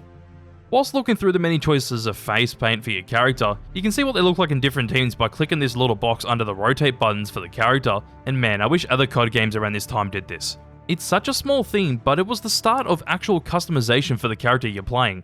And I also forgot to mention, to get anything different in the game, you can spend your COD points that you earn by leveling up and doing a few other things that I'll mention soon enough. Going into primary weapons, you have submachine guns, assault rifles, shotguns, light machine guns, and sniper rifles. They're all good for certain things, with assault rifles being the all-rounder, being able to kill at close and far ranges, but going into them, you will see that you have many different options with weapons that show up in the game's campaign. I could sit here and talk about every single weapon, but how about I talk about some of the best weapons in each category? So with SMGs, it's the MP5K, AK-74U, and the Spectre that are the best. The Galil, AK-47, and Commando are the best assault rifles. Spaz-12 and the HS-10 are the best shotguns. The M60 and the Stoner 63 are the best LMGs, and lastly, you can't go wrong with the L96A1, and either the WA2000 or the PSG-1. One thing I love about going through the weapons is just how simple a description of each weapon is, with the different bars for different weapon stats, and just a little far right section at the bottom to easily understand how your weapon works in this game. You can also pick an attachment for your primary weapon. Yes, only one attachment, but there is a way we can get 2, and I will talk about that soon. But based on the type of weapon you've chose, you'll have different attachment choices such as an extended mag, different sights, and even things like a master key, flamethrower, and grenade launcher. Thank God that grenade launchers aren't as broken as they were in Modern Warfare 2. The good one. From there you can pick a camo for your weapon, which you can buy with COD points, but some of them you have to do challenges to get them, and hey, you can even get a gold camo. But the annoying part about it in this game is that you have to get to prestige 14 to be able to use COD points to unlock it, and damn, it's 50,000 COD points. That's nuts. Moving on though, if you choose a different sight for your weapon, you can customize the reticle from being just a dot to a lot of different options, as well as changing the color and giving the lens a tint, which if you ask me, the tints are necessary, but it's cool that you have these customizable options. Before moving on to secondaries, you can unlock the option to add your clan tag and emblem to your gun after reaching a certain level, which is cool. With secondaries, you have pistols, launchers, and specials. The best pistols are the Python, CZ75, and the M1911. The best launcher is definitely the RPG, and the specials are just cool, with being able to use the ballistic knife or an explosive crossbow. As I mentioned before, you have lethals, which are just your grenades besides from the Tomahawk, tacticals, which have flashbangs, concussions, willy peats, throwable nova gas, which actually damages players, and decoys, which actually simulates enemy gunfire and shows up on their maps. With equipment, you have camera spikes, which are literally just placeable cameras that you can see in the area that you aim it at. C4s are just placeable explosives, which you throw and you can blow up when you want to. Tactical insertions, which allow you to respawn at that point you deployed it at. Jammers, which disables nearby enemy radars and equipment. Motion sensors, which literally sense enemy movement. And claymores, which are plantable bombs that blow up when someone walks in front of them. Moving into the fun part though, with perks, you have certain perks for certain slots. For the first perk slot, you have Lightweight, which makes you move faster, Scavenger, which allows you to pick up ammo from dead enemies, Ghost, which makes you undetectable on maps, Flak Jacket, which allows you to take less explosive damage, and Hardline allows you to get kill streak rewards with one less kill. One thing you will notice is that you can do certain challenges for each perk to make them pro. What do the pro versions of these perks do? Well, Lightweight Pro makes you take no fall damage, Scavenger Pro makes you start with more ammo, and when you get ammo from dead enemies you get back tactical grenades. Ghost Pro avoids targeting from aircrafts, IR scopes and sentry guns, as well as enemies having no red crosshair when aiming at you. Flak Jacket Pro deflects fire damage, as well as being able to safely throw back grenades, and Hardline Pro allows you to change what's in a care package when it drops on the ground. As the second perk slot goes, you have Harden, which makes your bullets penetrate walls and objects with more damage basically, and the Pro version does more damage on aircrafts and turrets, as well as flinching less when getting shot. Scout allows you to hold your breath for longer when aiming in, and the Pro version lets you swap weapons faster. Steady aim increases your hipfire accuracy, with the Pro version letting you aim faster after sprinting.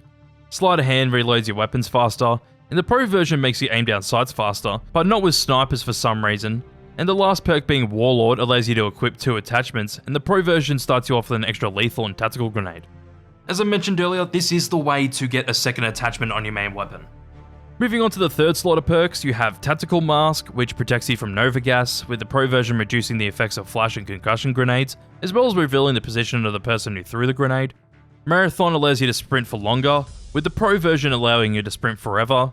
Ninja makes you move silently, with the Pro version making you make no noise at all, but also hear enemies louder.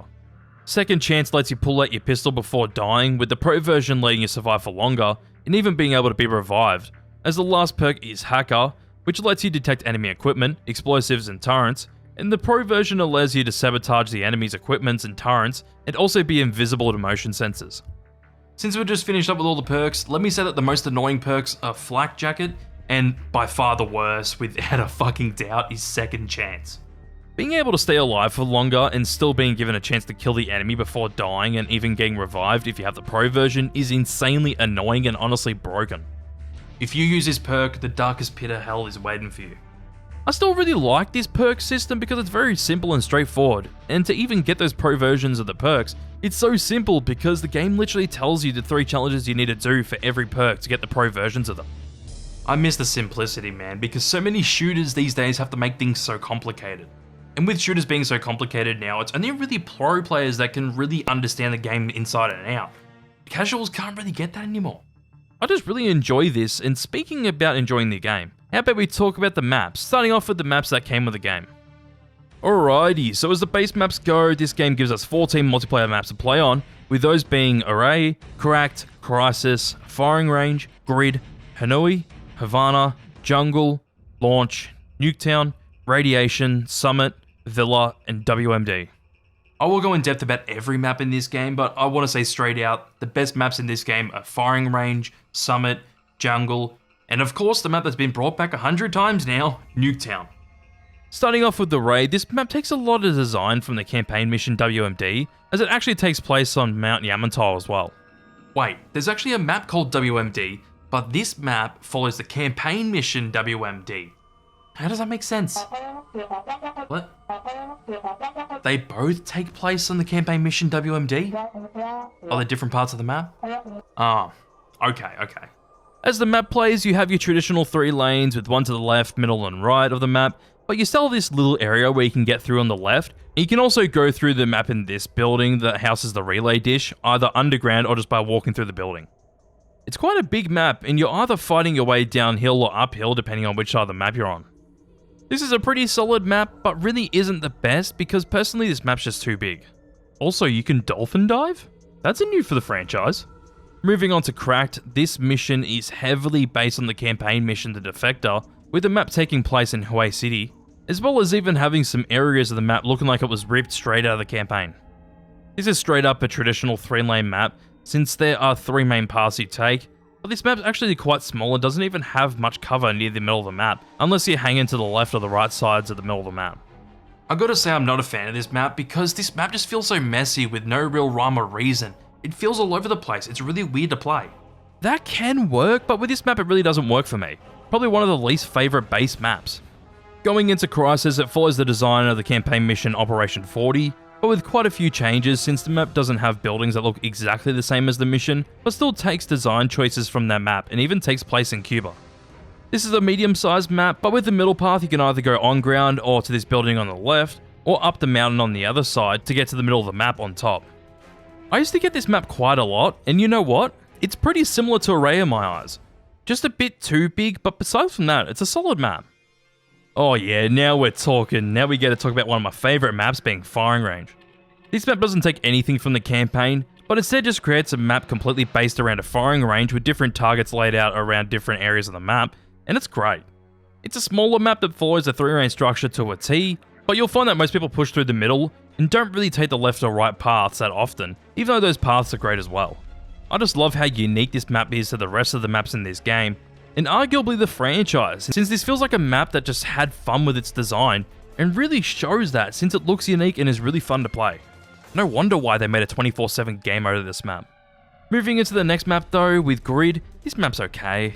It just looks like a Russian military base without it being based on any particular mission in the campaign, but this is yet another map that just feels a little too big. Not as big as Array, but for game modes like Team Deathmatch you start to notice the size of the map, and honestly how kinda complex it is. It's mainly because of these two buildings in the middle of the map that can make the map a bit confusing, but that isn't that bad. The next map being Hanoi is another map that isn't based on any particular campaign mission, but this one takes place in Hanoi, Vietnam, at an army prison, and I really like how this map looks. Visually it looks great, and really looks like an army prison at the time, but the map itself isn't very big, and is a simple 3-lane map, which I don't mind. It's probably one of the better maps in the game, but really doesn't stand out either, besides from the design of the map, because it does look cool. The next map being Havana is basically a 1-to-1 recreation of the start of Operation 40, where you're fighting your way through the streets. It's actually really cool to play through a map that's ripped straight out of the campaign, and it's actually quite a fun map because you're forced to go down the left or right sides of the map, since the middle of the map is just so open with it just being a road, even though it's a typical 3-lane map. There really isn't much else to this map, but that's what makes it good in my eyes because it's just so simple, but there's one problem I do have. The camping spots, and man, people love camping in the bedrooms in this map. It's a bit annoying, but moving on to the next map, which is Jungle, it's even better than the last map. Havana had an original version of the map which was cancelled in favour of what we got, with the cancelled version being similar to the Modern Warfare 2 map Favela. If you ask me though, Favela is a better map. Jungle's inspired by the mission Victor Charlie with the jungle aesthetic, as well as the destroy buildings around the jungle. Even though this map's a large map, I still love it. Visually it looks fantastic, but I like how you have many different options of going around the map and trying to kill people instead of the typical 3 lanes, even though there are 3 lanes. You know what though? This map is automatically one of the best maps because of this trick shot spot. The next map is Launch, and hey, this is another map that's ripped straight out of the campaign with the mission executive order, and this isn't even the last time we see this map. You might look at the layout of this map and think that it's just a simple 3-lane map, and yeah, you'd be right, but you have this area with a fucking rocket that you can walk around. This one area is by far the most memorable part of this map, but besides that, it's a medium-sized map that actually doesn't have that much open space. Well, besides from both entrances to the rocket in the middle of the map, and it actually makes it quite fun since you usually need to fight people around corners and it makes it difficult. We then have probably the best map of the game, Nuketown, and what's there to say at this point? This map is absolutely iconic, and this is one of a few base maps that aren't based off any campaign mission at all. Instead, this is just going for something completely unique with this small town being a nuclear testing site, and the nuke even goes off at the end of the match, which is a really cool detail. As the map itself goes, it's a really small, hectic map where people can be around every corner, but also when exploring this map by yourself, you notice how empty it really feels with all the dummies around the map. It's iconic for a reason because this map's just extremely fun, and it's probably everyone's favourite Black Ops map, and I think the fact that this map was brought back so many times in both multiplayer and even twice in zombies shows that. Moving on from the best map, we have Radiation, and hey, this is kind of an underrated map.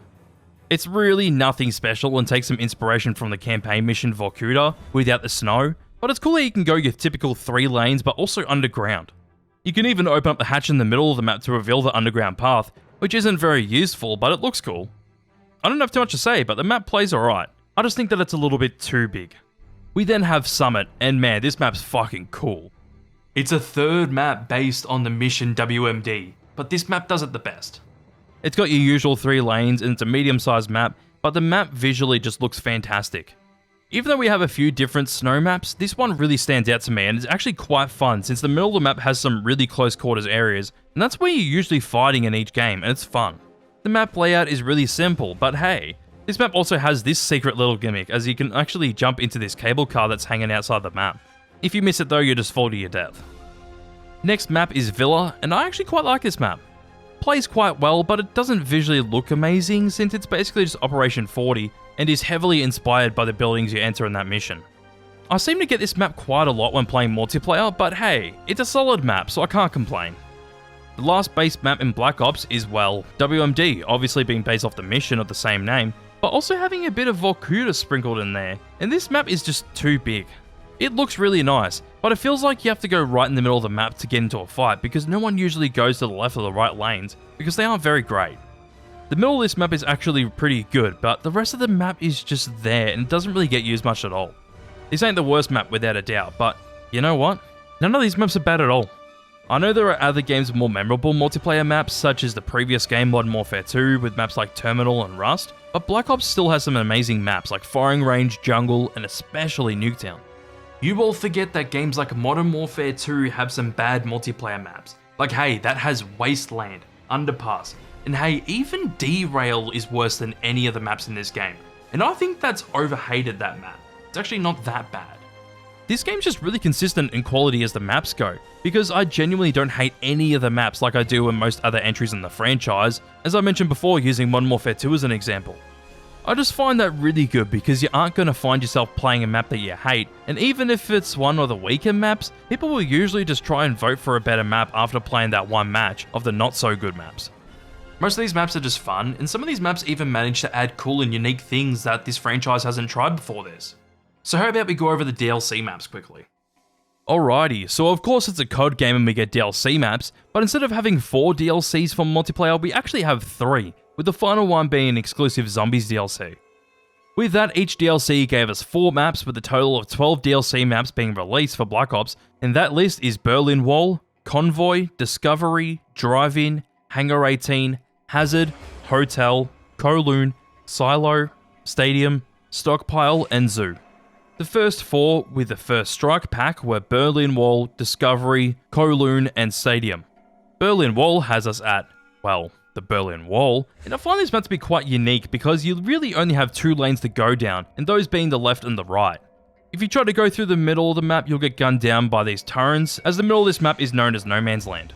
That's the map's main gimmick, but you can actually go through No Man's Land if you throw Willy Pete's at the turrets, which is kinda cool, but who's really gonna do that every time they play this map? Moving on to Discovery, this is actually a map based on the mission Project Nova, as it takes place in the Arctic Circle, and looks similar to when you go and get Friedrich Steiner. As the map itself goes, it's actually pretty solid. The only part I find annoying is the middle of the map with the bridges that you can fall off. Besides that, it's honestly quite standard. Kowloon is surprisingly not a map from the base game, which is actually based on the mission numbers. Do you think that this map would be in the base maps of the game since Kowloon is such a unique campaign mission to the rest of them, but apparently not. As the map goes, it's quite small and is basically full of buildings that you can walk through to get to the other side of the map. There's a gimmick with 2 zip lines on the map allowing you to go from one side to the other side of the map, which is cool, but you'll just get absolutely destroyed if you go down those zip lines. This map's just really fun because it's small and close quarters, besides from 1 or 2 main areas, but being able to run around with an SMG and take close range fights is honestly quite fun to me. The last map in the first DLC being Stadium is honestly a banger. It's a medium-sized map with obviously a stadium, which takes up about a third of the map, but the rest of the map is this courtyard area and a building to the left. This map has a good mix of close range areas and long range areas, with the stadium on the right and the buildings on the left being close range areas, but the courtyard is more mid to long range fights, so it really gives every type of player the chance to do well, and it's good. Visually, the map isn't amazing or anything, but this map just plays really well. The next DLC, being Escalation, has Convoy, Hotel, Stockpile, and Zoo. Starting off with Convoy, of course it's a 3-lane map, which is a medium-sized map, but this time around the main area you're fighting is a broken down freeway. The freeway area mainly has people sniping, but the rest of the map is mostly close quarters fighting because of the many buildings and structures in the way, and it's not bad. One main thing I really like about this map is the 2 main Easter eggs. The first one's just a road safety PSA, but actually warning you about campers, but the other one's a kid. And wait, occupations, pwning noobs and being awesome. That's kind of funny. The next map in this DLC is Hotel, and man, this map is slept on so hard. It's basically just a Cuban resort as you spawn in one of the 2 hotel buildings and fight your way through the pools and spas and things like that. Not much else to say besides from the fact that it looks cool, is fun to play, and hey, this map has a gimmick as well of being able to take the elevators in the hotels to get to the top level. You can take the stairs as well if you want to go up to the top level, but it's boring. Moving on to Stockpile, I have one of my oldest existing YouTube videos where I was a dumbass that didn't realise that I must have shot a car that blew up and killed 2 people. God, that was 2012. The fact that I was still playing that game when Modern Warfare 3 was out is kind of insane. Anyways, as the map goes, it's basically just a Russian map with a warehouse in the middle, and it plays very similar to Array. The only gimmick is that this map has 2 doors you can open and shut in the warehouse in the middle of the map. That's about it, really. The last map in this DLC is Zoo, and even though this map looks really unique, I find it to be too big. The theming is really cool having this map take place in an abandoned zoo, as you can walk around and even walk on the monorail tracks, but besides that, it's just way too big and half the time you're just wandering around the map to find people. Let's dive into the last DLC for multiplayer being Annihilation, and the maps that came with this are Drive-In, Hangar 18, Hazard, and Silo. Starting off with Drive-In, this map is literally just an old abandoned drive-in theater in the US, and even though this map is very simple, I like it. This is yet another unique looking map, as you have a screen actually showing ads for the candy bar throughout your match, and you can even hold height in the gap in this screen. This map's a lot like Havana with how the 3 lanes work, since the middle is so open and you have proper cover on the left and right sides of the map. Drive-In's a bit of a big map, but I still like how it works because you have close range areas as well as the main obvious area being the long range one. Going into Hangar 18, it's literally just a hangar base in Area 51, and I have to say, as cool as this map looks, it's not a great multiplayer map. The main area you fight in is the hangar base, and the rest of the map barely gets used because it just feels like filler. This isn't the last you've seen of this map either, so keep your eye out for it. With not much else to say about Hangar 18, let's move into Hazard, which is literally a remake of Cliffside from World at War. I'm not joking, but this time around it's a golf course in Cuba. If you've played the original map in World at War, you'll know it's a big map and prioritize snipers with long range open areas, with Hazard's long open area being a golf course. This actually isn't that bad of a map, but personally I'm not the biggest fan of maps that prioritize long range fights, because I'd rather just go in there and have more close range action. There are 1 or 2 areas to do that, but besides those areas you have heaps of room to just snipe people. Finally, the last DLC map is Silo, and this map is basically a Russian nuclear missile plant, and you know what? As bland as this map looks, it's good. It's a medium-sized map, but you have many different areas to go through in the map, such as going through the silos or just walking around them out in the open to try and fight the enemies, and I like that. Having more than 3 lanes which you can fight enemies in is great because you have to think more about your fights and how you can win those fights. This time around you don't really have any long-range areas to snipe, but instead it mainly prioritises assault rifles and SMGs, since there are a lot of medium range areas and close range areas to take those kind of fights. You know what though, after going through all of the DLC maps in this game, I probably prefer what's in the base game over what we got in DLC. There are some great maps on here that we got throughout the game's DLC, such as Hotel, Convoy, Stadium, Silo, and even Kowloon, but I have to admit that half of these maps just feel like filler, even though some of them try to add a gimmick to them. I like how these maps try to do something different most of the time by adding cool new mechanics and things like that, but these maps cannot compete with maps like Firing Range and Nuketown. I'm sorry, but that's just such a high pedestal to try and beat. With the maps out of the way, let's discuss how the online experience is, both when the game came out and now. This is going to be quite a short section since there isn't really much to talk about with the experience now, because not that many people play this game anymore, but I do want to talk about the experience of the game's release. Basically, to make it easy, the game was packed with players when the game came out, obviously because of how well it did and how many people actually played it, but over time, those numbers slowly dwindled down. The first year of this game had massive player numbers, and even though I couldn't find numbers for consoles, the max player count was 63,343 on Steam alone. I know this doesn't sound like a lot now, it sounds like pretty low numbers, but let's go back to 2010 and think about how most people were playing on Xbox 360s and PlayStation 3s. So having 63,000 people play the game is still really impressive. The only thing I've found were sales numbers, and Call of Duty Black Ops was the #1 highest selling Call of Duty game, until Black Ops 3 surpassed it, and Black Ops 2 eventually did too. That alone shows how massive this game was, and most of the player base would buy COD games for the multiplayer, so I wouldn't be surprised if the player base got over 500,000 people at once on Xbox 360. But who knows, because I couldn't actually find the numbers. Looking back at some old gameplay though, people took COD less seriously.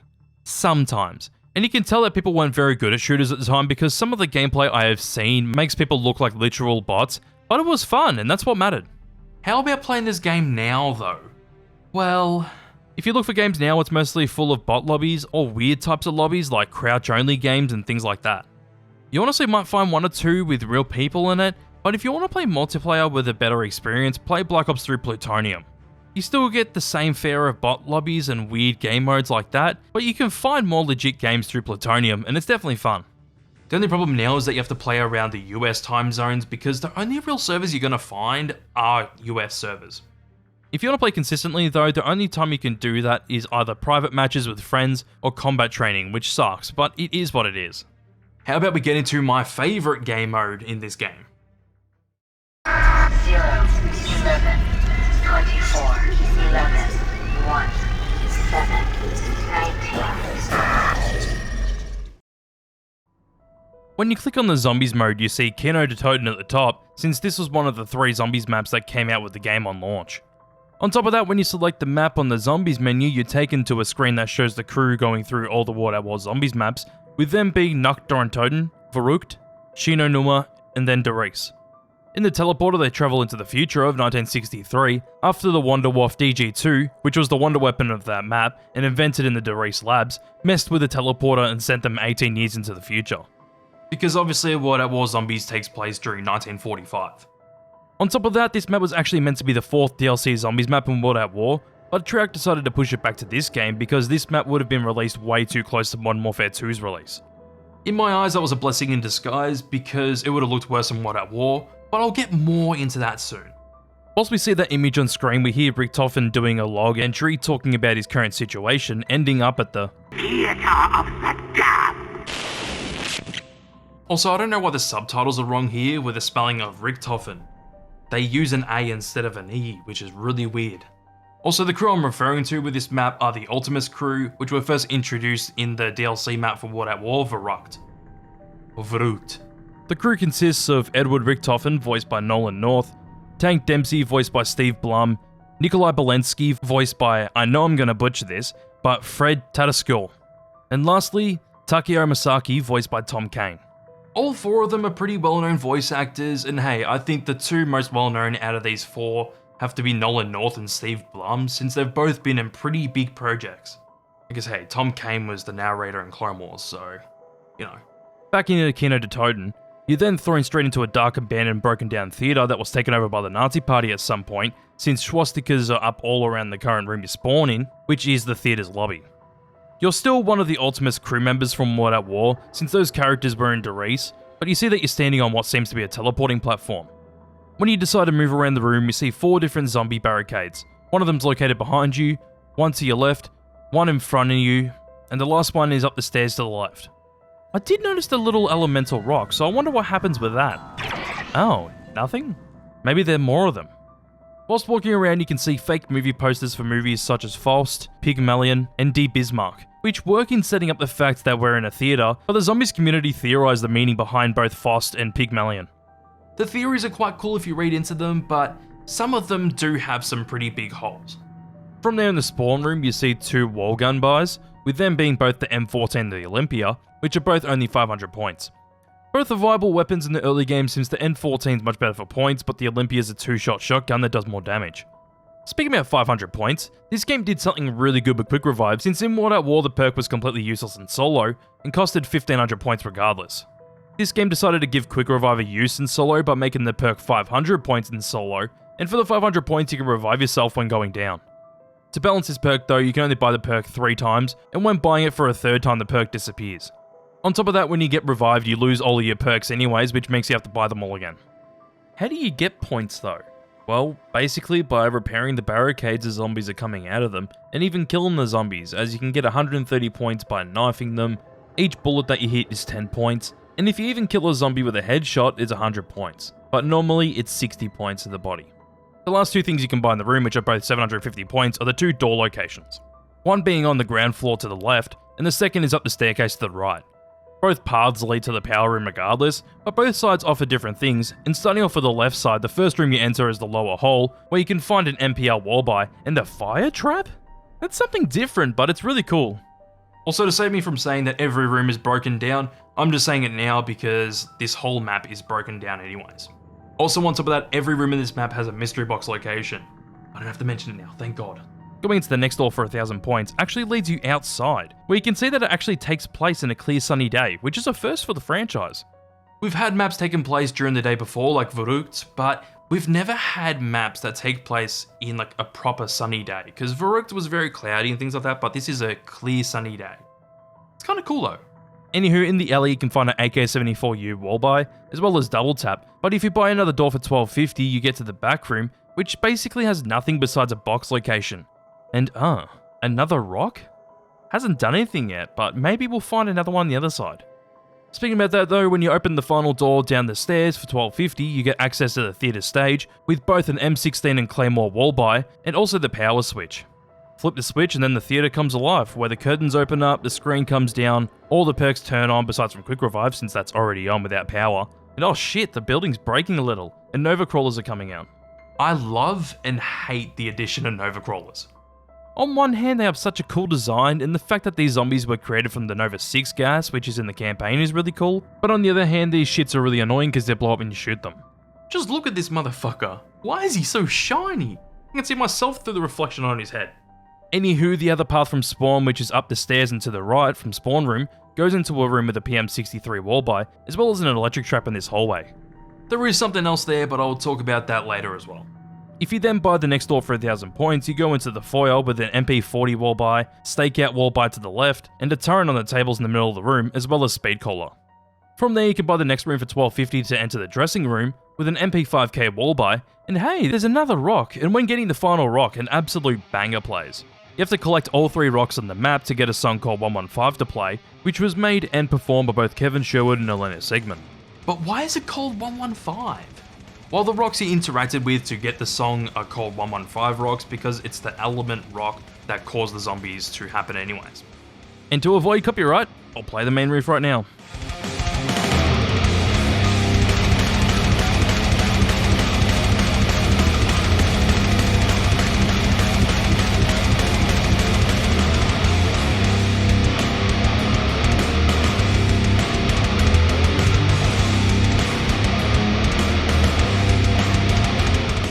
With that out of the way, before the final door there's an electric trap, and then the final door's 1250, which also leads you to the stage as well, but obviously getting onto the stage from the right side instead of the left.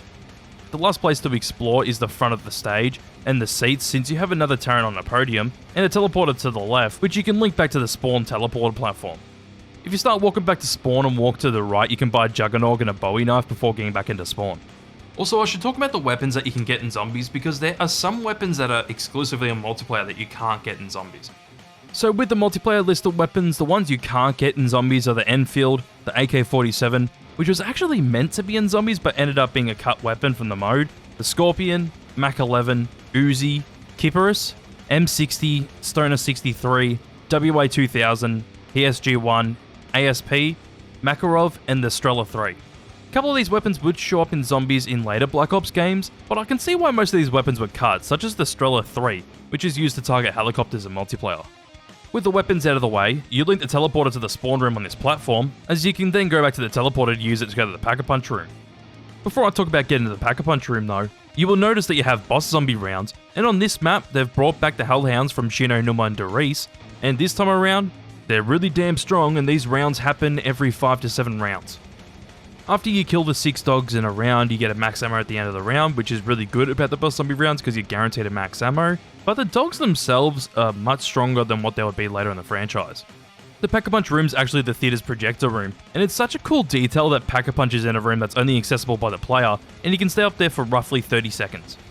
Also, I will never understand why people shit on this Pack-a-Punch camo. It gives me real digital vibes, like, Digimortal anyone? To add on to that, every weapon when Pack-a-Punch gets a different name where there's some kind of play on the original gun's name, such as the Python becoming the Cobra, Thundergun becoming the Zeus Cannon, and especially the AK-74U becomes the AK-74FU2. Get it? But the last thing I will mention about the Pack-a-Punch is the different attachments and weapon changes that you can get. For an example, this time around the M1911 became the Mustang and Sally, and a Kimbo grenade launcher instead of the C3000 B18T CH35, which was only a single pistol but had the same effect and less damage. That's probably the most popular example of changing a weapon, so to talk about some less popular ones, when you Pack-a-Punch the crossbow into the Awful Lawton, the explosive arrows end up having a monkey bomb effect on zombies. The Olympia becomes Hades, which gives it a Dragon's Breath effect. The AUG becomes the AUG 50M3, which gets a Master Key attachment, and when the M16 becomes the Skull Crusher, it gets a grenade launcher attachment. Anyways, after the 30 seconds are done, you have a chance of teleporting into a few rooms, which are Samantha's room, a destroyed version of the same room infested with teddy bears, a conference room with an ascension rocket on the table, and a dentist's office. In each room you can find a 935 film reel, in which there are only 3 reels that can spawn in, but the rooms they spawn in are random. The film reels themselves tie into the plot for this map, which shows us tapes the group used to try and mind control people. On top of that, you can fire 2 different radios, with one of them being located on the tower to the left of Double Tap, and the other one on the chandelier on the roof in the theatre, which has Dr. Ludwig Maxis giving an update on the mind control experiments. These little details really flesh out the map, as it gives a story to what actually happened to this map before arriving here. It gives it a real backstory and depth, and it's really cool. As the map itself plays out, it's just a really fun map.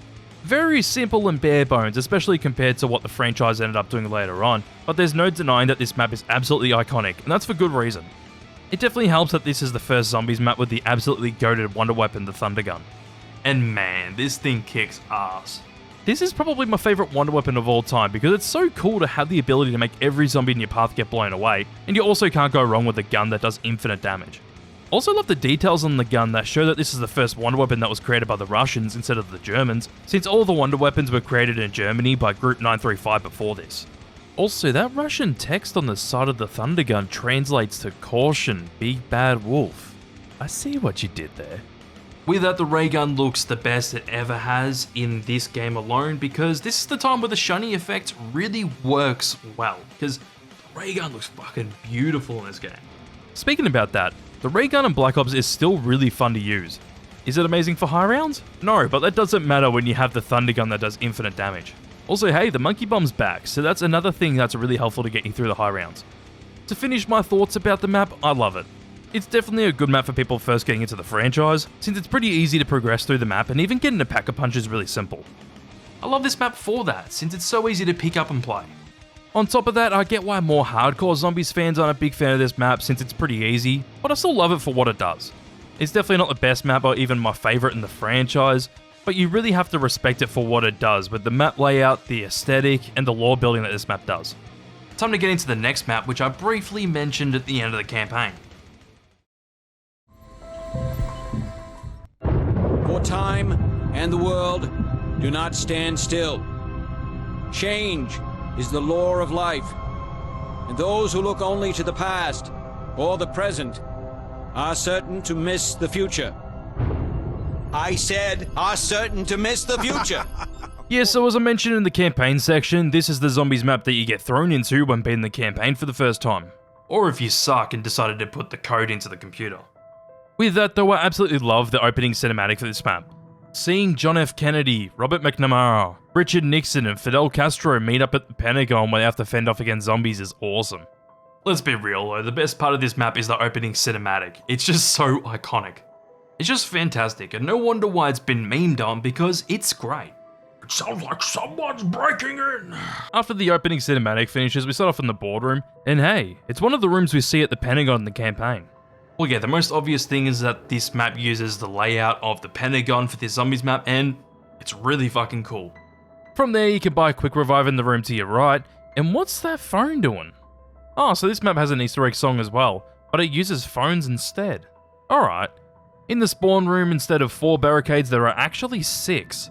4 in plain sight that look like your typical barricades, but with glass over the doors, and 2 that pop up behind the walls, where zombies actually make a hole in the wall and hop out. Anywho, there's a door to your left that you can buy for $750, we can also buy Speed Caller, and another door for $1,000 that let you go down the elevator and access the war room. You have to spend another $250 to go down in the elevator, and the main thing you notice besides double tap and the 2 wall buys is the DEFCON switches, which you can actually use later on. Go down the stairs and buy the door for 1,000 points, where you can get access to the war room's floor, as there are still 2 doors separating the 2 halves from each other for 1,250 points each, but can still access either side with the stairs. There's also a Juggernaut wall buy on the war room floor, and a stakeout next to another elevator. Of course, you can't just go down the elevator, you have to buy yet another door for 1,000 points to get access to it, and spend another $250 to go down. And oh, this isn't from the Pentagon. This is the same layout as the campaign mission Rebirth, and hey, I think it really works. It's believable that the Pentagon would have secret testing facilities, and I think it works really well since it looks really gross and gritty and feels like we've accessed the secret facility in the secret facility. There are 4 different doors on this floor which give you access to different box spawns, which the box is guaranteed to be at one of these 4 locations. But there is a 5th room which has no doors and contains a power switch, as well as another phone. Flip the switch on and hey, what's that? Oh cool, it's a teleporter. It's quite different to the usual teleporters in this franchise so far, since it seems like America's version of the German teleporters, and on top of that, it's so cool to see the numbers surrounding the teleporters. It doesn't really have any lore implications besides from this being the US version of teleporters, but I think the numbers as a teleporter effect just looks really cool. After activating the power, a new boss zombie known as the Pentagon Thief will usually spawn in around 7. When he spawns, you obviously have to kill him like any other boss zombie, but instead of doing damage to you, he chases after you and takes your weapon. If he succeeds in getting your weapon, he'll absolutely book it and try to get away from you. If he gets away, a max ammo will spawn in the power room and he keeps your weapon. If you manage to kill him after he takes your gun, you'll still get the max ammo, but you'll also get your weapon back in a fire sale. And lastly, the best scenario is if you kill him before he takes your gun, where the fire sale becomes a bonfire sale. Initiate security protocol.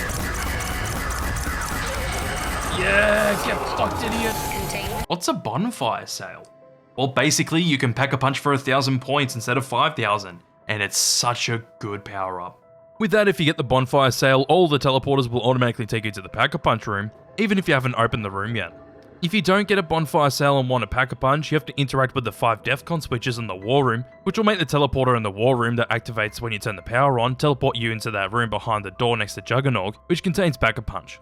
In the same room, which is known as the Panic Room, you can find the last telephone and it activates the Easter egg song, which is an Eminem song featuring Pink, Cold Won't Back Down. Well, that sucks, because the song sucks too. Also just find it really odd because the rap song really doesn't fit the mood or aesthetic of this map at all, especially considering the fact that this all takes place in 1963.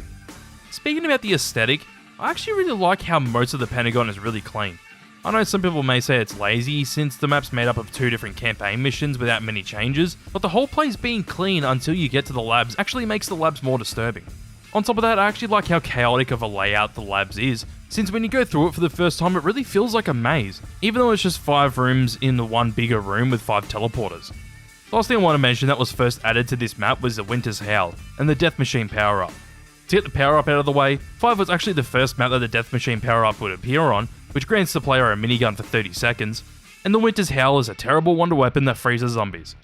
I'm not joking, this is probably the worst wonder weapon in the franchise. It's a cool concept, the design's solid and the gun sounds nice, but like the teleporters, this is America's version of wonder weapon, and it could have been done so much better. The main thing that's holding this weapon back is that it only has 30 bullets and it barely does any damage anyways. Hey, at least it's a little better when it's pack-a-punch where it becomes a Winter's Fury, since it does more damage and has more shots, but even that can't save the gun. It won't even help you after round 20, and the only way you can get to round 100 on this map is with the 2 buildable traps in spawn. That's another new thing that this map adds, which becomes a staple throughout the Zombies franchise, and that is buildables. Basically, you can find 2 trap devices in the map to build the traps, and because they're the only thing that do infinite damage on this map, it's literally the only way to get to round 100 without cheating. With all that aside, I still really like this map.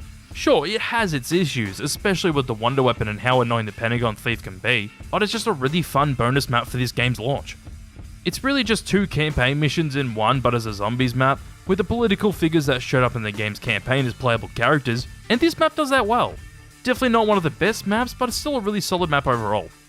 But let's go on from one bonus map to another with...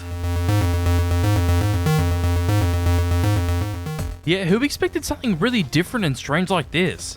It isn't your usual zombies map in this franchise, but takes more of an arcade-style experience, where we play as a character from a bird's eye view, as they have to fend off hordes of zombies, still in a round-based format.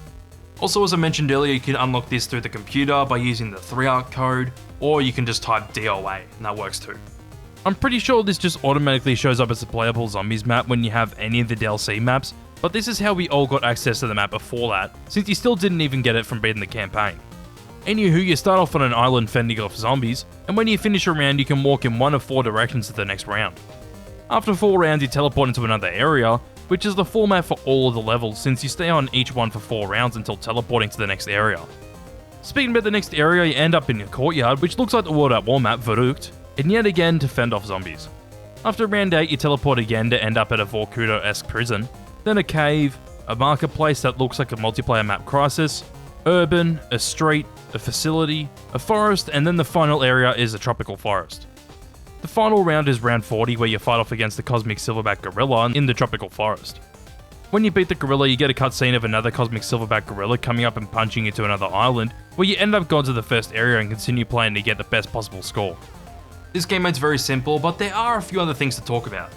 So to help you get through the round, since in later rounds your normal gun gets weak, you can get random power-ups which give you different things. First thing is finding different guns that you can use for a short time.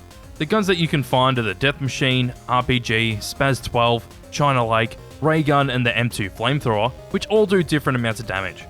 By the way, in this game mode you have unlimited ammo, so you don't have to worry about ammo or reloading, which I kinda like it for this because it has a real arcade feel. From there you can also get different power-ups to do different things, such as a tank, which literally puts you in a tank for 30 seconds, the helicopter, which is the same thing but better, the teddy bear, which makes a force field around you and makes zombies go away, electric orbs that create a Wonder Waff effect when zombies hit it, barrels that spin around you and hit the zombies, a chicken that follows you and shoots the zombies you're shooting at, boots that make you move faster, monkey bombs, and a turret which stays in the one spot and shoots zombies. On top of that, you can actually pick up more of your abilities, which one is a nuke and the other is a lightning bolt, which makes you zoom really fast in the direction you're aiming in, destroying the zombies in your path, as well as being able to pick up more lives. The last thing you get to help you out are bonus rooms, armories, and even a room of fate. Bonus rooms are random but give you piles of treasure which add points to your score, the armories give you random guns and power-ups instead of the treasure, and the room of fate can occur on rounds 13 to 16, where you can choose a fate. You can only get one, but basically you can get either the fate of Fortitude, Firepower, Friendship, or Furious Fate. Fortitude gives you the power to have power-ups that last 2 times the amount of time, Firepower gives you a permanent death machine, Friendship gives you a permanent chicken, and Furious Fate gives you permanent boost power-ups, as well as 3 lightning abilities every round. Of course everything can't be easy though, so this game mode decides to do things to make your life much harder. At first you're just shooting normal zombies, but the first hurdle that you pass are the challenge rounds. This happens in the prison where prisoner zombies come after you and take a lot more damage than usual zombies. From there you get creepy crawlers, which are nova crawlers. On the same map you also start to see electrical traps which will kill you if you walk into them. You have bull stampedes in the marketplace, engineer zombies that drop from above, but also have a wrench and rush the player when shot at, Sasquatches, abominable martyrs, which are basically Sasquatches and cosmic silverbacks in one but blow up, hellhounds, explosive barrels, and of course cosmic silverbacks. If you manage to somehow get to round 80 or 120, you manage to fight more than one silverback. Yeah, on round 80 you actually fight 2 of them, and round 120 you have to kill 4 of them at once. I am not good enough at this game mode to get to round 80, let alone 40, because this mode can actually be quite challenging. It's a very similar situation to 5, where there isn't that much depth on the map, and it's also quite a lot of fun to play with friends. Obviously this has even less depth since it was made to be an arcade style version of the zombies experience, it doesn't even connect to the main zombies storyline at all. It definitely works at being a fun, small zombies experience, but I can't say that I go back and play Dead Ops Arcade often at all. It's definitely a welcome addition to the base game since this base game is so jam-packed with content, but let's move on to the first DLC map.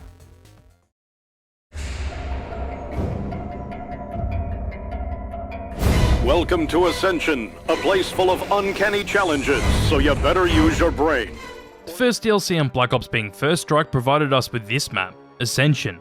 And the first thing you will notice before even loading into the map is that the rocket is the same rocket from the campaign mission Executive Order and the multiplayer map Launch. Yes, it definitely is, because this map is based on that map, but with a few changes for this zombies map. So when you click on the map you get a similar style loading screen to Kino, but this time around you see a scientist at the Ascension labs working on the rockets, as someone is stuck in some kind of device or being transported somewhere. On top of that, I really like how ominous the music is in this loading screen.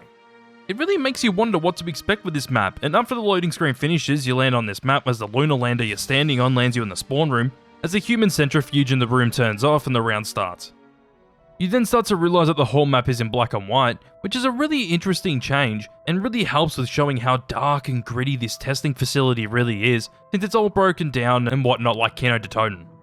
As you start to wander around, you hear a voice calling out for help, as she is coming, and the mechanism must be repaired. A very vague call for help, but we find out what this means later on. From there, you move around the spawn room to see a quick revive right by one of the 2 spawn room doors, which both cost $7.50. Go up the stairs behind you and go to the right, you see a teddy bear with a sickle, and this is how you get the Easter egg song on this map, by finding 3 teddy bears. Anywho, go the opposite direction and you find another door which is 1 or 2 paths, technically 3 that can lead you to the power room. The easiest way is through the door next to Quick Revive, since you basically just go up the stairs all the way to the power room. There are 2 doors before you make it up there, with the first one costing $12.50 and Juggernaut's just before that door. The second door that takes you into the power room is $1,000. Turn the power on and that's actually really cool. When you turn the power on, the game goes back into being colour. I actually really like that, and it shows how much of a contrast there really is between black and white and colour on this map. After noticing that, you also see that to get to Pack-a-Punch you have to get the rocket ready to launch, and to do that you have to take the lunar lander from 3 different stations to spawn, then click the button in the power room. Where are the lunar lander stations though? We'll get into that. So to make it easier, let's go back to spawn and go through the door that's upstairs instead.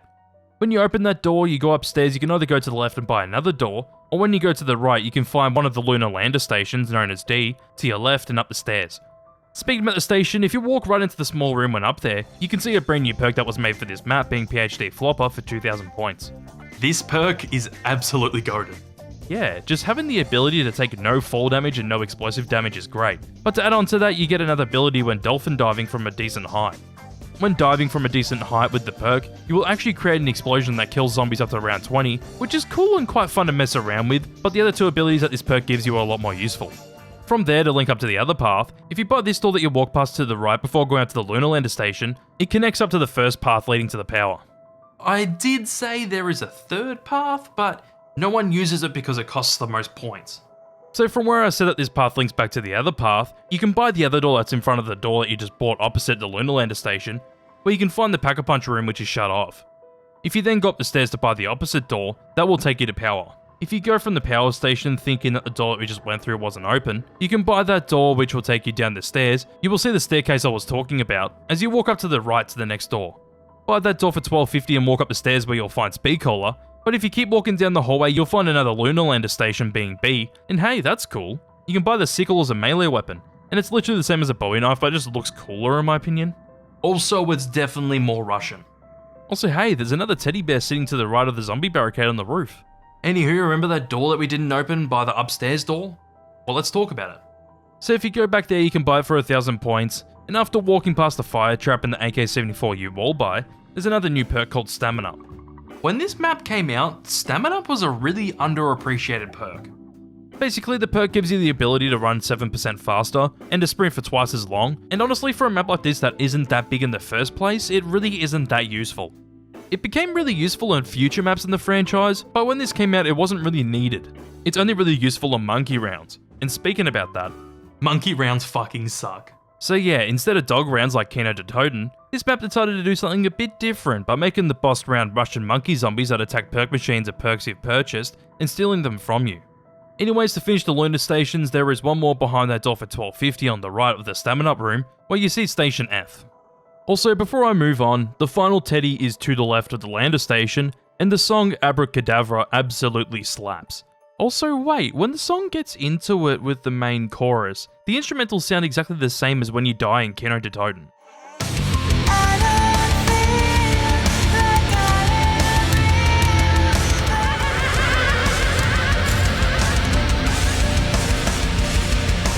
Anyways, hop on a lunar lander at all 3 stations back to spawn and you can activate the launching sequence with the button next to the power switch, which gives you the access to the Pack-a-Punch room. I love how you can actually destroy the rocket as it's taking off.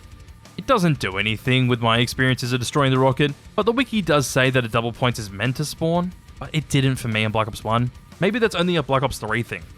Speaking about Black Ops 1 things, this map also has some exclusive special grenades.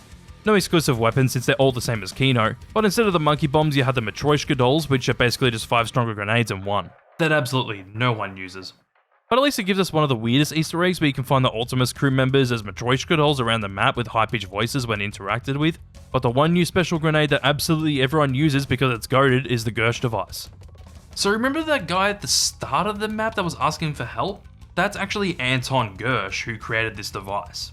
The grenade itself basically creates a black hole that sucks up all the zombies around you into it, which actually does infinite damage, and you can use it to teleport anywhere on the map. Anywho, about the story and why we need to help Gersh is basically because the scientist with him in the Ascension group, named Yuri Zavoyski, ended up being consumed by Samantha's voice. He ends up tricking Gersh into activating his device, where Yuri and Samantha travel through a rift, and Gersh got trapped in the Casimir mechanism. But you might be wondering, where did the two end up? We don't know about Samantha yet, but Yuri ended up at the Pentagon by becoming the Pentagon Thief, which it's really cool how this map ties to 5.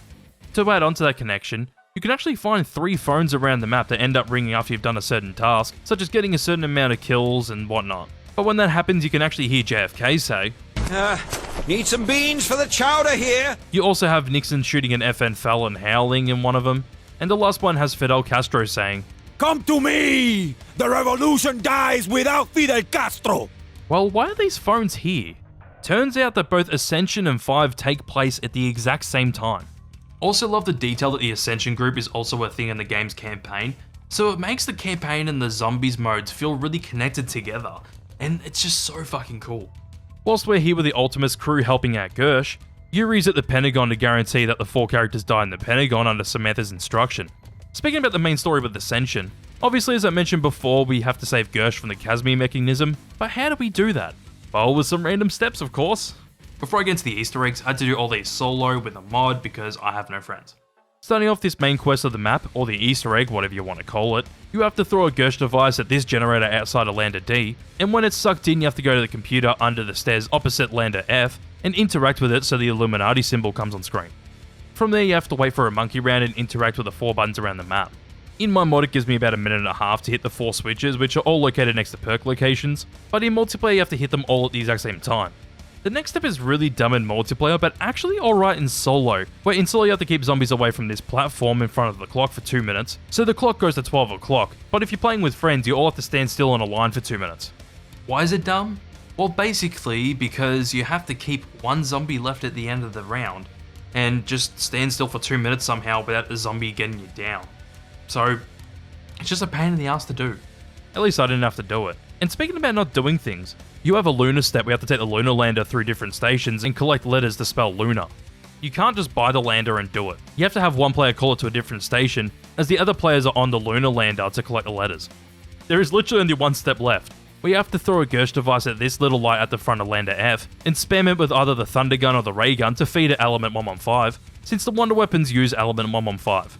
If it doesn't work after 1 Gersh device, you can use another one and keep going, which is good. But for some stupid reason, I can only use the Thunder Gun with this solo Easter egg mod against the orb.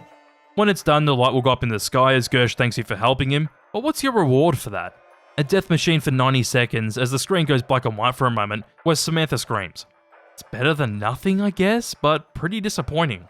Well, that's everything Ascension has to offer, and I may be controversial here, but I think Ascension's overrated. I reckon it's the worst Ultimus map in this game.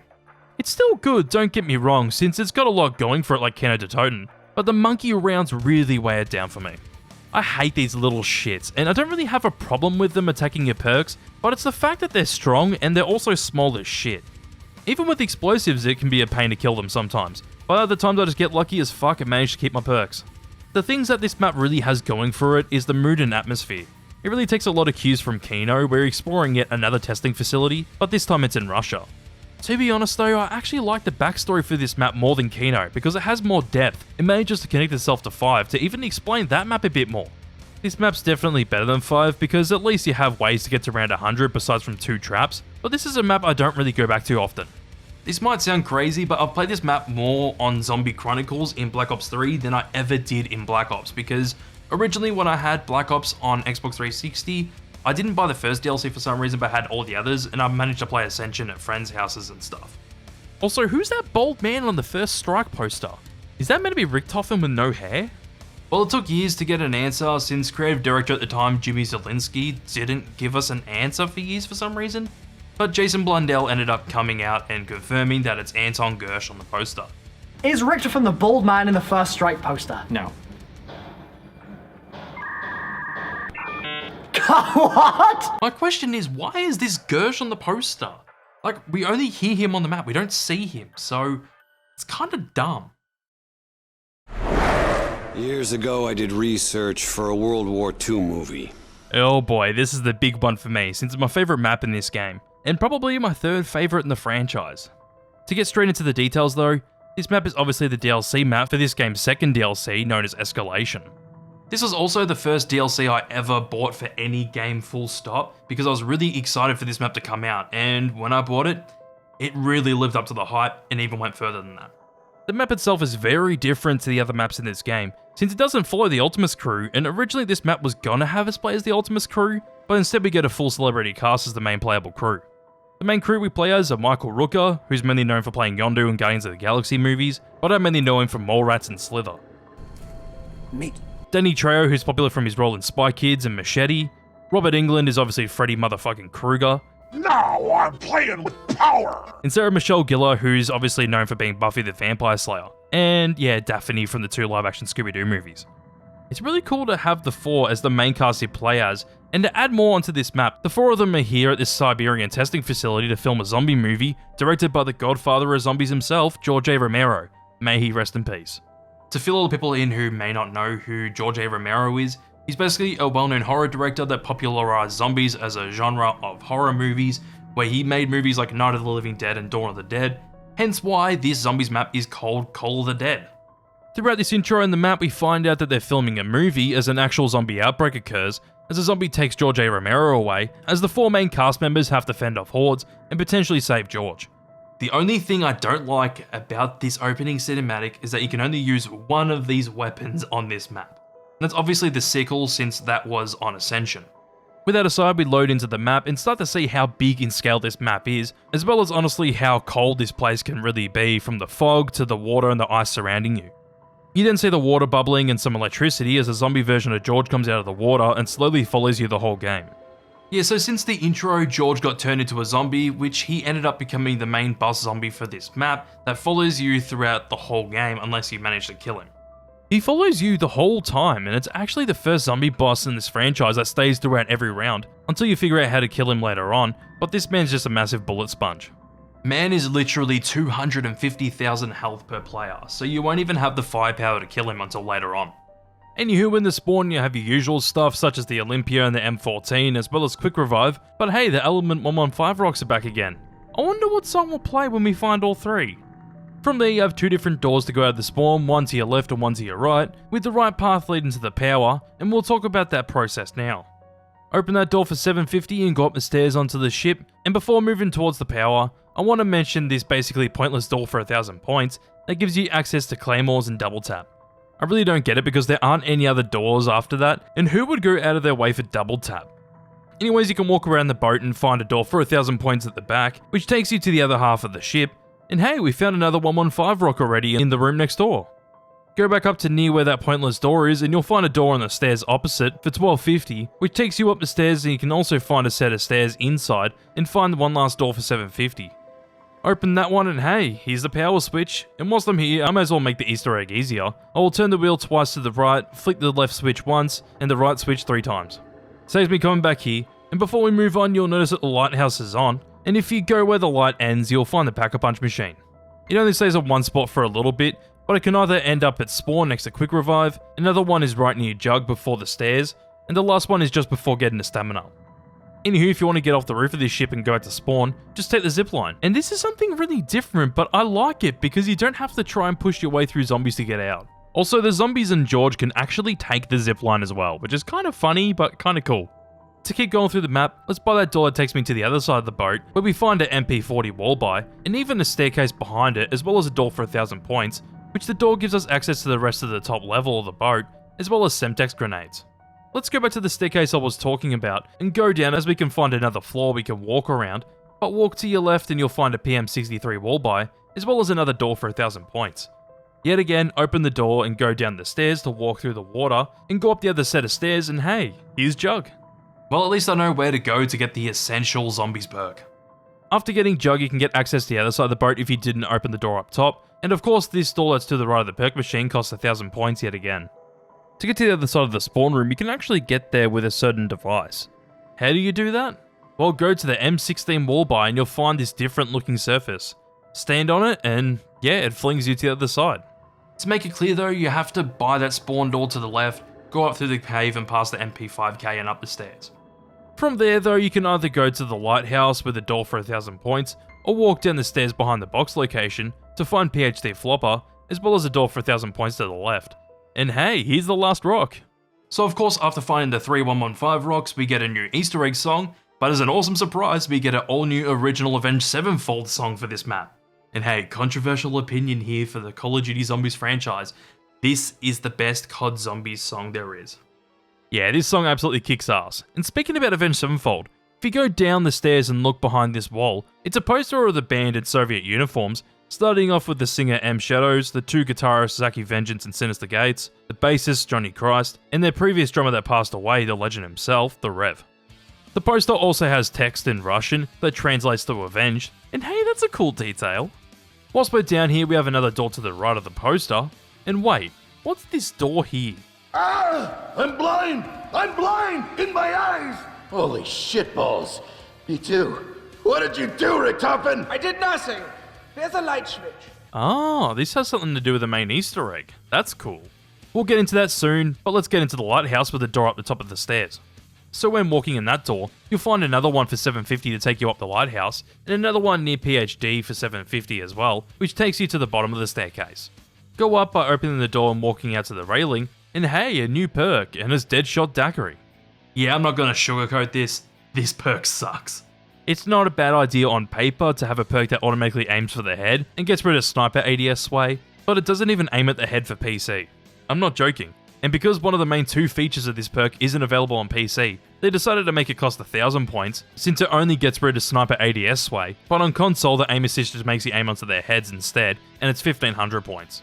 In a game mode like this where you aren't even aiming half the time, this perk's just really useless and doesn't really have any purpose in buying it, especially when you only have 4 perk slots. Anywho, you'll also notice that besides from the box location, you can actually take another zipline, which takes you to the back of the boat, and that's pretty cool since they are on complete opposite sides of the map from each other. Since there's nothing else up here, let's go down the stairs and buy the door at the bottom, so go to the bottom of the stairs. There are 2 1,000 point doors, with one leading to a nice training area with an AK-74U, that the door below PhD leads you to, and the other door actually has more to offer. So open that door and you'll find a slide to your right, but you can also walk straight to find that other Pack-a-Punch location, but if you go past that and through the water into the building, you'll find stamina. That's pretty cool, but you can also go down that slide as I mentioned, and when you do land in the water, you'll find Speed Caller to your right, and oh yeah, the sickle is back yet again on the left as a wall buy. Keep walking forward to get out of the water, and hey, it literally leads us to where the other door would take us anyways, so that door is actually pretty pointless, especially if you have that door below PhD already open. If you want to get to the boat from here as well though, you can actually buy this door for $750, which will take you to the lower level of the boat, but I don't think I've ever opened that door once. So with the whole layout of this map done, how about we talk about some other exclusive things that this map has besides from Deadshot Daiquiri. Well, there are only really 2 exclusive things on this map, with the third being an exclusive at the time but got added in maps later on. And I'll get into that third thing later on when it comes up. The 2 things that are actually exclusive to this map are the 2 wonder weapons in the mystery box. You have the Scavenger, which is a bolt-action sniper rifle that shoots explosive bullets, and it's actually really damn cool, and on the other hand, you have the VR11. Do I really need to talk about why the VR11 sucks? Well, I guess so. On paper, this gun is a really cool idea, because you can turn zombies into humans that have a monkey bomb-like effect as they run into the water and freeze to death, but in execution, it barely works. Sure, it turns zombies into humans, but that zombie you shot, barely any zombies follow it anyway, so it's kinda useless. You have to be further away from the zombies and the zombie you turn into a human for it to work, and it's just really annoying. It can be useful with George though, since if you shoot him with the VR11 when he's angry, it makes him calm down. Or what's even more useful is that the Pack-a-Punch version, known as the VR11 Lazarus, you can shoot him when he's in the water to make him disappear for a full round. Admittedly, the gun's much better when playing with more than one player, since with the VR11 Lazarus, you can actually shoot your teammate which gives them an insta-kill, but even non-Pack-a-Punched, it gives your teammate a zombie blood-like effect where the zombies ignore that player. But if you ever plan on getting to round 100 on this map, the VR11 is the only way to do it if it's co-op or solo, so have fun. Anywho, of course, as I mentioned, the other wonder weapon in this map being the Scavenger, which is a much cooler wonder weapon. You really can't go wrong with an explosive bolt-action sniper rifle, but out of all the guns in this map, this actually does the most damage to the zombies. It one-shots up to round 40, hence why it isn't used on round 100 strats, but if you Pack-a-Punch it, the gun becomes the Hyena Infradead. The Infradead does the same damage but has more ammo, bigger mag size, and as the name of the weapon suggests, your sight becomes infrared, but you can also zoom it in and out. I wish we got to see this gun show up in more zombies maps because it's a really cool wonder weapon and this is the only zombies map it shows up on. I'm not kidding. But how about we get into the story of this map since we walked past that door with the Ultimus crew inside before. Basically, after the events of Ascension, the Ultimus crew had teleported here to the Siberian testing facility to get the Golden Rod in order to fulfill Richtofen's mission to build the Vril device. The 4 of them, when teleporting here, got stuck behind this door in the year 2011, whilst the 4 celebrities are on set and are the main stars of George A. Romero's newest zombie film called Call of the Dead. Also, to get into this main Easter egg which gives us a lot of story details, I love that this map actually has a solo version as well as a co-op version for you to do. Since I'm playing solo, let's talk about that first.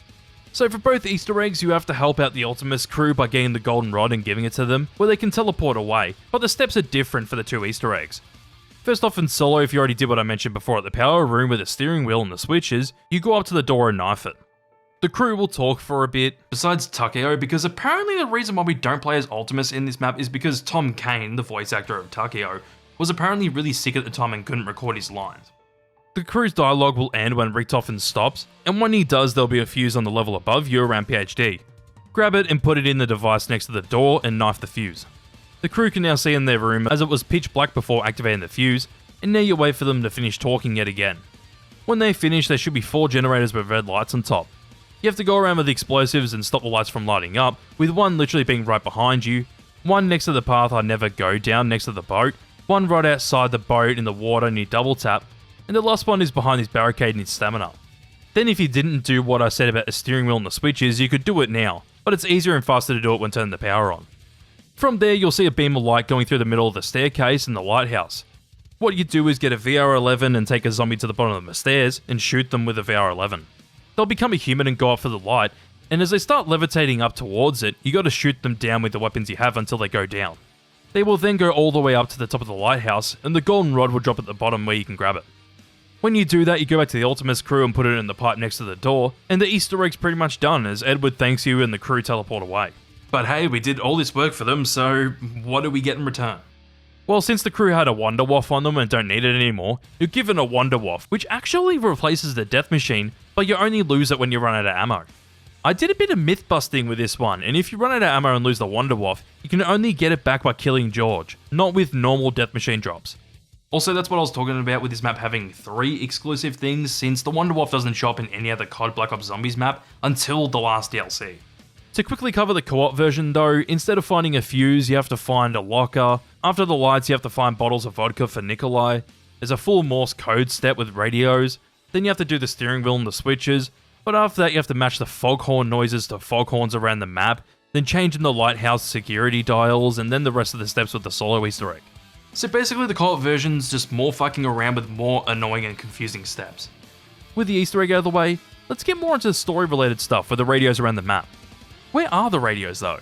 Well, there are 5 on this map, with one being under this roller door next to Stamina, one next to this mystery box location on top of the lighthouse, one in the water under the MP40 wallby, another next to Double Tap, and the last one is past Speed Collar and the Sickle over here on this ice block to the left of the way out of the water. All the radios around the map are diary entries from Richtofen in 1945 at this location, since it was a testing facility of Group 935, where he talks about his test subjects, with them being Nikolai, Takeo, and Pablo. We quickly find out in the first radio that he took Pablo's spleen and think that he died and needs a replacement. With Pablo's apparent death, Richtofen ends up taking a spy found at Verrucht, known as Dempsey, as a test subject, where we also get the origins to the crew's attitudes. We even hear Richtofen's descent to madness and the start of his hatred with Dr. Maxis and Samantha, with the final radios we hear Maxis, who's the leader of Group 935, tell Richtofen to stop his work on the Wonder Waff DG2. Richtofen started to believe that Maxis needed to be replaced, as he wasn't fit to lead Group 935, and didn't even believe in his zombie experiments. And that's everything about my favourite Black Ops 1 Zombies map, and one thing I want to say is that it's so surprising that it took over 13 years for someone to get to round 100 solo.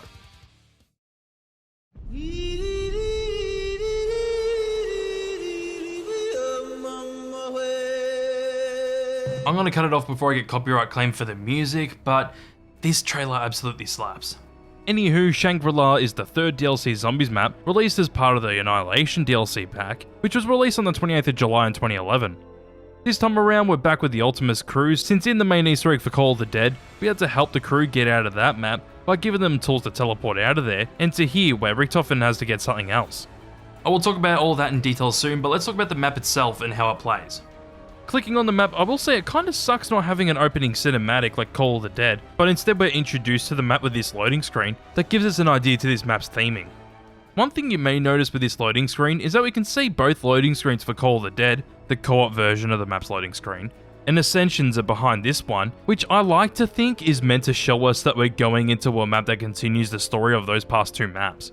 Also wait, there was a tease to this map with the Call of the Dead loading screen in the right corner.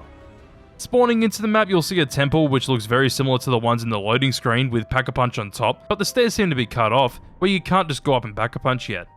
Looking in the same direction, you'll also see monkeys sitting on top of the sides of the stairway, as well as in front of it on these pillars. One on the wall to your left, and even one right behind you on top of the quick revive machine. Did you ever want to get rid of those monkeys that do nothing? Well, what you can do is stand on this specific brick, and in quick succession, click up twice, down once and jump, and all the monkeys will explode. Pointless Easter egg, but it's kind of funny. Another pointless Easter egg with the monkeys is when they come after you when a power-up drops. If you grab the power-up and let a monkey hit you, and take him to the front of the staircase, they will climb back up and leave, but when they do, they launch up into space. Why is that in the game? Just because it can be. Anywho, what's that circle thing on top of quick revive? Wait, there are 4 more around this little area. I'll get into that later on, but before that, let's explore the map. In the spawn, besides from what I've already pointed out, there's a pressure plate in front of a quick revive and a statue in the corner for a reason that we'll find out later. There are zombie barriers on either side of the temple, one on the left wall at the back, and one right at the back on the right side. Wait, I hear a familiar noise. Oh, cool. So you just have to find 3115 rocks for the Easter egg song again. That makes it easy enough. I love how the crew have some pretty meta lines about the situation they're currently in, especially with how Dempsey talks about how turning on the power at an ancient temple makes no sense. Hey, look at that. No power. Wait, does power even make sense in an ancient temple? Seriously, Treyarch? Seriously? Also, before we leave the spawn, there's a gong you can knife which actually makes a noise. From there, you can open up either door on the left or right, which both cost 750 points each, and of course, both paths lead to the power room anyways. Before we leave spawn, I really like the zombie designs for this map, since they all look the part, considering that this map takes place in the Himalayas. They actually inspired the zombie designs by real people living in the Himalayas and the kind of tattoos they would get. It's pretty cool stuff, and surprisingly, this is the first map with a female zombie. Speaking about unique zombies, this map offers 2 boss zombies that show up once every 2 or 3 rounds. We have the Napalm and the Shrieker zombie. The Napalm walks slowly, and when you get too close to it, it blows up and leaves flames on the floor, and the Shrieker runs at you and blinds you by shrieking in your face. Let's continue with the map layout by going through the left path out of spawn, by opening the door, and why am I taking damage? Oh, spikes come out of the ground here. That's new. Well, this is a good thing and a bad thing. It can be useful to make zombies take longer to get to you, but also getting stuck on the spikes can actually suck when zombies are on you, and will make it much easier for you to go down. After getting past that, we see another gong, and this little undercover dirt area that will slow you down if you walk in the dirt. To get past it faster, you can stand on these wooden surfaces which give you a path to either take you out the front or to your left. On the left, you have what seems to be the top of a water slide which is blocked off, and a path to a drop down area with a 1000-point door for a tunnel, as well as another pressure plate and a statue that we saw in the spawn room. If you ended up getting out the front, you would see either a Juggernog or Speed Cola perk machine to your left, as well as a zombie barrier to your right and 2 gongs. Right next to the perk machine, I also found another 115 rock, which is quite cool, and from there you can walk across the bridge, which will take you to the area I just talked about before, which leads you to the next door. Speaking about that door, open it up and you walk through a mine tunnel with an MP5K wall by in the middle to enter this waterfall area with a zombie barrier and a box location to the left, and this rock in the middle with a brick poking out of the wall, and I wonder if that does anything when we turn the power on. The next door, which is to your right, is 1000 points, and opening it takes you to this room with a stakeout wall by, a few zombie barriers, a perk location, and this little thing, as well as one last door to get to the power room for 1000 points. Opening that final door takes us to the power room with 2 water mills in the middle of the room, and 2 power switches that activate the power throughout the map. In the same room we have another perk location, as well as a bowie knife wall by and claymores, but wait, they're different. This time around, Shangri-La changed the claymores to have spikes on them, which are now called spikemores, and these are pretty damn cool. They still function exactly the same as claymores, but are actually used in a step of the Easter egg. Speaking about map exclusive things, in the box we have the 3179 JGB 215, or as it's actually known, the baby gun. So by the known name of the gun being baby gun, it literally shrinks zombies down into a baby size. Yeah, when you shoot it at a zombie, they shrink down, where the zombie becomes a one-shot, or you can literally just run through them to kill them, but you can still take some damage when running through them. If you leave them for too long in their baby form, they'll just grow back to normal size after about 5 seconds. Continuing through the map though, let's go the other direction from spawn and go past the spikes. When we do, we have this little area to the left, with a barrier on the left wall, and one right in front of us. But we also have something new with this minecart you can buy for 250 points after activating the power. It's a cool little thing you can use to go from one side to the other side of the map pretty quickly. If you go back to the lower part of this area, you can see an MPL wallbar in this middle structure, as well as 2 zombie barriers near it, and to the left of the wallbar there's a perk machine. To the right of the perk machine there's a door for 1,000 points which will take you through a tunnel, and hey, there's another one of those statue things as well as a pressure plate that was in the spawn room. Going through you get to this little area, which shows the end of the water slide, and when you have the power on and this room opened, you can actually use the slide from the top of it, which is to the left of the spawn room door on the left. In the room just before going through the next door, there's an AK-74U wallby, and also one of those platforms we saw on the other side of the map near the power, but when you have the power turned on, these 2 platforms function as a geyser, shoot you upwards with this one thing taking you back up to the minecart platform, and the other one on the other side of the map takes you back up to spawn. Anyways, opening the door for 1,000 points, we find this little area of the perk location, as well as Semtexes, and hey, there's the final 115 rock, and this time around the song is Pareidolia. Definitely not the best Black Ops Zombies song, but still good. I don't know if it's just me, but I'm personally not a fan of 8-string guitars, just too low for me. Anyways, we have another room if we walk through this small hallway, where we find another perk location, as well as the M16 wallby, and the final door which leads to the power room for 1,000 points. From here, let's go back to spawn, and hey, this platform's back up.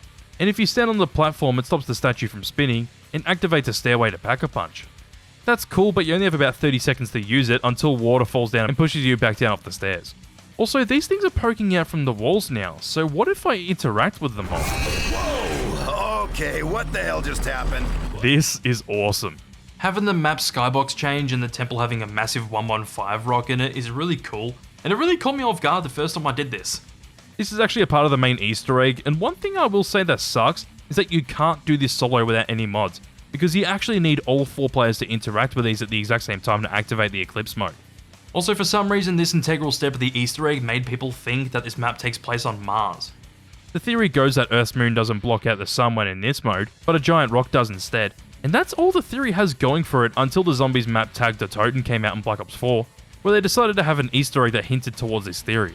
That's literally all there is to this theory, but I do believe that people believe this theory because this map doesn't take place in a real place like the other Zombies maps do.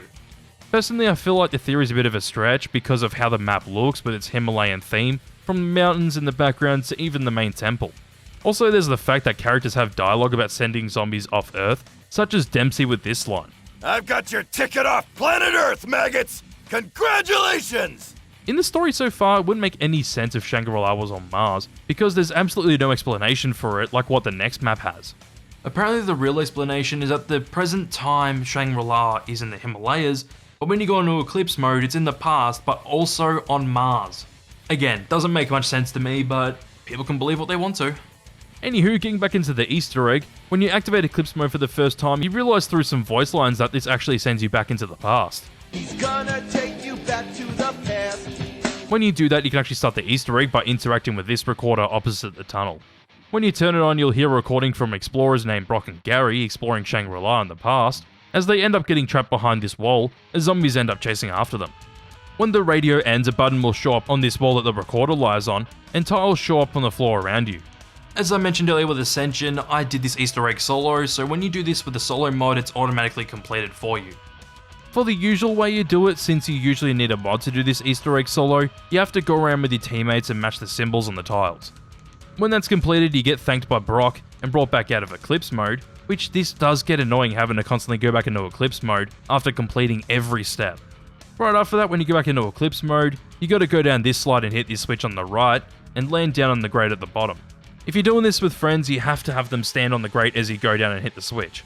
When you do that, a crystal spawns at the top of the slide, where you have to shoot it down and then use a baby gun to shrink it and knife it down the slide. Go down the slide with the orb, and you'll see it land on the geyser, where you have to hop on it, so the orb can land on this stand. For some reason, I get to do both steps of the Easter egg at the same time, so I don't know if it's something to do with a mod or something else, but I'll take it. From there, when going back into Eclipse mode again, we get to hear that Brock and Gary are trapped and slowly getting gassed, where we have to turn the gas lever 4 times, then let a napalm zombie walk through all these gas leaks, which ends up freeing Brock and Gary. This step's been extremely tedious for me a couple of times, especially when recording this video, since I had to wait 8 rounds for a napalm zombie to spawn, and instead I got Shriekers spawning 6 times in a row.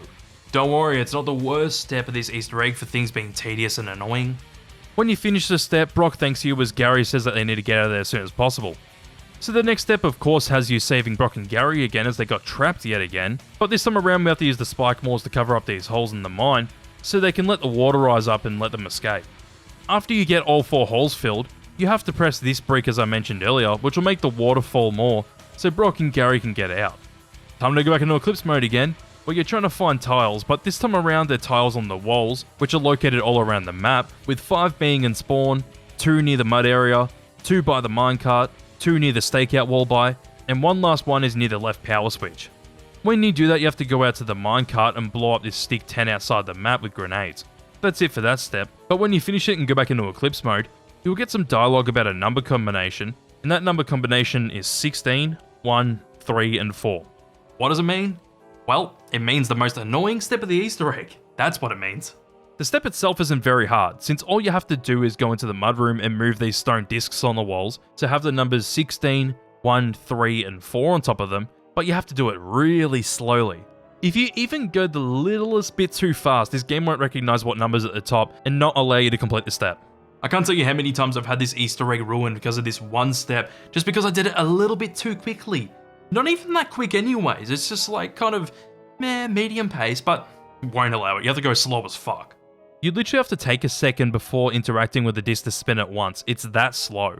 Anywho, when you get them all to have the right numbers at the top, an orb will spawn above the room that you're in, like the one you guided to the stand earlier. Once that's done, you have to make sure that you have your baby gun pack-a-punch into the fractalizer to be able to do the next step. Going back into Eclipse mode, you have to get a stick of dynamite from the orbs on the stands to help Brock and Gary blow up the wall behind the pack-a-punch in the temple, and to do that, first you have to knife the gongs around the map. Specifically the ones that make this noise, as there are 4 good ones and 4 bad ones. The bad ones will make this noise. If you hit 4 good gongs in a row, the orbs will light up with the Treyarch logo like symbol in orange, and that's when you go up to the orb with the dynamite on it and shoot it with a baby gun. When you do, the dynamite will drop down where you have to catch it before it hits the ground. The only thing that's annoying is if you miss the dynamite, you have to go and knife the gongs again and then shoot it and then try and grab the dynamite again.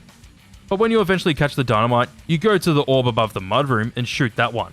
As you do that, the orb gets the power to shrink the 115 rock above the temple and seemingly disappears.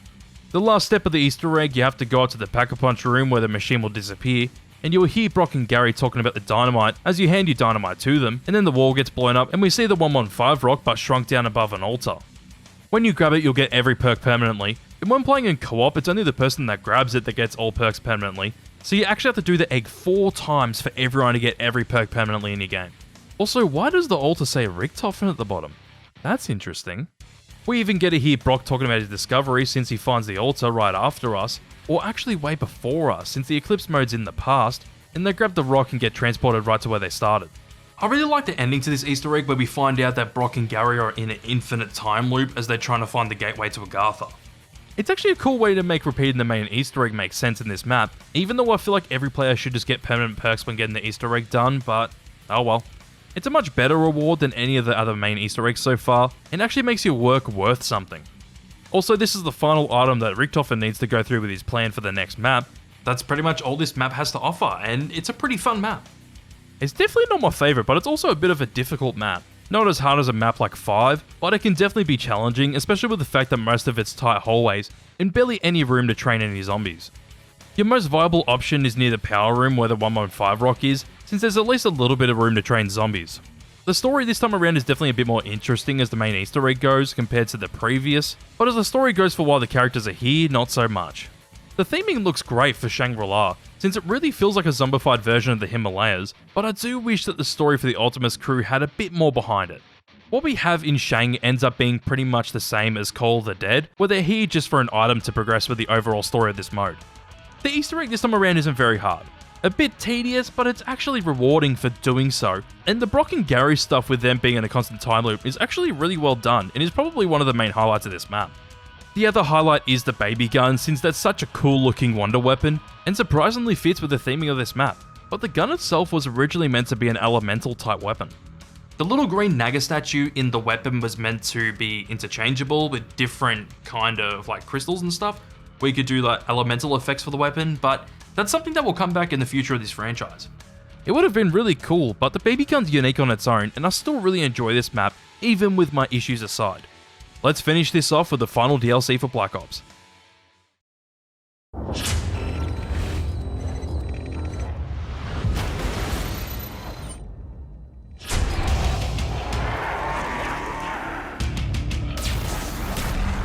I absolutely loved this when it came out.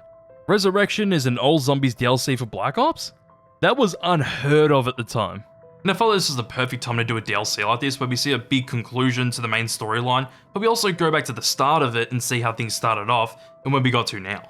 It just makes sense to go back to the original maps of the remaster to see how we ended up here with the final map in this game. Thinking about it though, I really don't know whether I will cover Moon first or the World at War Zombies remasters, since it could really go either way. Stuff it, let's just use the wheel to decide my fate.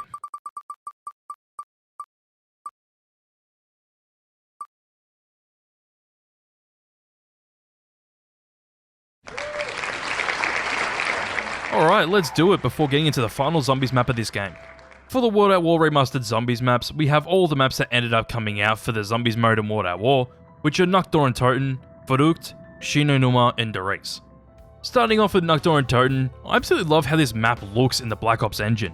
Everything looks more polished in this game, and this map really benefits with the Black Ops style since everything looks more dark and gritty like what the original map was meant to be, but arguably I find Nacht to look even better here than it does in World at War. To save myself from saying it about every World at War Zombies map, I like how Black Ops is stylistically darker than World at War, and it actually benefits the maps because it makes them look more dark and gritty and actually kind of more disturbing. Going around the map and looking at everything, it's mostly the same as World at War, besides from one main change.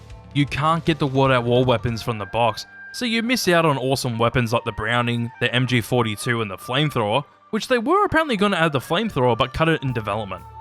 The box weapons you can get in these versions are all the Black Ops weapons, and with that they also added the Thunder Gun and the Monkey Bombs to Nacht, which makes the map easier, but it's still a hard map since there's no perks at all, besides from that one that shows up in all these remasters that I will mention later. We don't get to miss out on most of the World at War weapons though, since the wall buys are still the exact same, and with a facelift since the weapons showed up in the Black Ops campaign. These look so much better than what they did in World at War, let's be real. To save myself some time, the weapon situation stays the same throughout the remasters, besides from one or two things that I'll mention on the other maps. Also, before I move on to Verrucht, the radio's still here behind the help door, so that's neat. Anyways, Verrucht, yet another map to get a total facelift, and it really works. The map still plays exactly the same as it does in World at War, but you would think since Nacht had the Thunder Gun that this map would too. Well no, this map got the shit end of the stick, and it was given the Winter's Hell. Yeah, this gun ain't helping you at all. How unfortunate, but at least the challenge to this map still basically stays the same as in World at War, because yet again it's a difficult map. It's all just tight hallways through this broken down mental asylum, and even though people say that the Black Ops color palette is all desaturated, I would say the complete opposite for maps like this, since the bright oranges really pop out. The only thing that doesn't pop out in the slightest is the box locations. When the box is there, it's obvious, but these spots when the box isn't at that location just feels like nothing was originally meant to be there in the first place. I haven't played the World at War version in a long time, but it's probably still the same in that version, and I find it really annoying. But hey, this is the first map of the franchise that actually hinted towards some kind of story going on, with things like Group 935 being mentioned, since the asylum's apparently run by the group, hence the name of the map, since Verrucht literally means asylum in German. Getting into Shinonuma, this map is yet another upgrade of a World at War Zombies map. It's literally the same as World at War, but the fog is slightly changed in some areas, and I think the zombies look a little bit different with them having different uniforms on. Since this map is basically the same as the World at War version, it means that the Wonderwolf DG2 is back, and I am glad because this is actually one of the 3 maps you can get the gun on in Black Ops Zombies. There's also the fact that the weapon looks better in this game's engine. Also, this applies for all the remasters, but it's mostly noticeable on this map, but the amount of zombies per round actually increases past 24. The main reason why I mention that is because the world record for rounds on Shinonuma is insanely high, and that's because high rounds would only have 24 zombies spawn in one round, so getting insanely high round numbers was much easier. It also helps that the Wonderwolf's an infinite damage weapon. Whoa, free map pack for 4. Sweet. Now, who am I gonna take? Takeo, Nikolai, and Dempsey. Me? Get your guns ready, it's about to go down. Every zombie in the place hit the floor, but stay on your mother toes. We running this. Let's go. I'm on Derice. Everybody look at me, cause I'm pissing on a zombie. Ah, Derice. This is just a classic. and it introduced 3 massive things into the franchise that are still being used in the games to this day. Going around the map, it's yet again the same, but this time, to say it again, in Black Ops these maps just look better and much more polished. Always felt that World at War Zombies looked a bit washed out, but these remasters really brought back the colour a bit, and especially the saturation. These maps just don't feel so dry. Also, the 3 things that this map introduces to the franchise are Easter egg songs, teleporters, and the big one being Pack-a-Punch. With the Easter egg song, you have to go and interact with these 3 spine jars around the map, and the song Beauty of Annihilation will play, which is still a banger. The map has 3 teleporters in different areas of the map, which will take you back to the pad at spawn, and to even Pack-a-Punch you have to link all 3 teleporters back to spawn, which is similar to what you do in Kino de Toten, but with a 30-second timer. Of course, when you do that, you get the almighty Pack-a-Punch, which this map was the first time the machine was introduced. Slapping a gun in for 5,000 points will of course upgrade your weapon, and hey, they used the World at War gun camo for the Pack-a-Punch versions of these weapons. That's neat. What if I Pack-a-Punch the Wonderwaff? Oh, that's even cooler, the gun is gold. I love gold! You already know how much I love the gold camo in this game, but seeing the Wonderwaff in the gold camo just made me happy. Also, the red lightning is a nice touch for the Pack-a-Punch version. One thing I don't like is that to teleport in the map you have to pay 1500 points to teleport back to spawn. Kind of annoying, but at least future maps made it free. If you're a fan of the Call of Duty Zombies franchise, you all might know that this was the first Zombies map with a main Easter egg. Well, kind of. The Easter egg on this map was just a really small Easter egg called the Fly Trap, and you don't even get anything for completing it. When you have a Pack-a-Punch gun, you can shoot this panel out this barrier opposite the left corridor. When you do that, you'll see power-ups circle around as they rise up into the air and then fly away, as Samantha says that she wants to play a game of hide and seek. You then have to go and shoot 3 items around the map, with one being a teddy bear up on this window outside the left corridor, another teddy in the corridor in this cage next to the trench gun wall by, and the final one is a monkey bomb in the furnace near the Thompson wall by. When you end up shooting all 3, Samantha just says, What the hell is that? yeah, pretty pointless, but this was the first Easter egg that had players doing random steps to try and achieve something that would obviously get explained upon in this game with all the DLC Zombies maps. Last thing I will mention before getting into the big one is that the monkey bomb and the Bowie knife were first introduced into Reese, which is cool.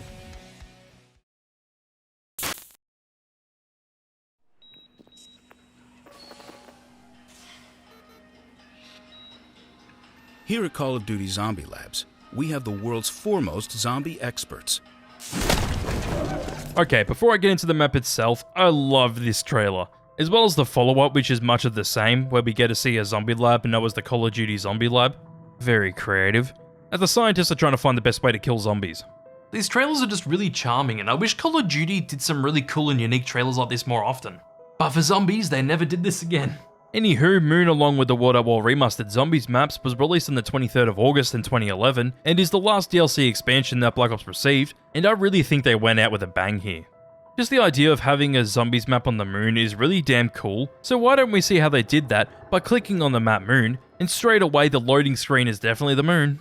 Well, to describe it better, the left half is actually a catalogue for items that are featured throughout the zombies maps, and even new items that will show up on this map with prices listed with the items. On the right side we see 3 images of the moon. On the top it's a shadow of a figure which is actually Samantha holding a teddy bear over a station on the moon, which is known as Griffin Station.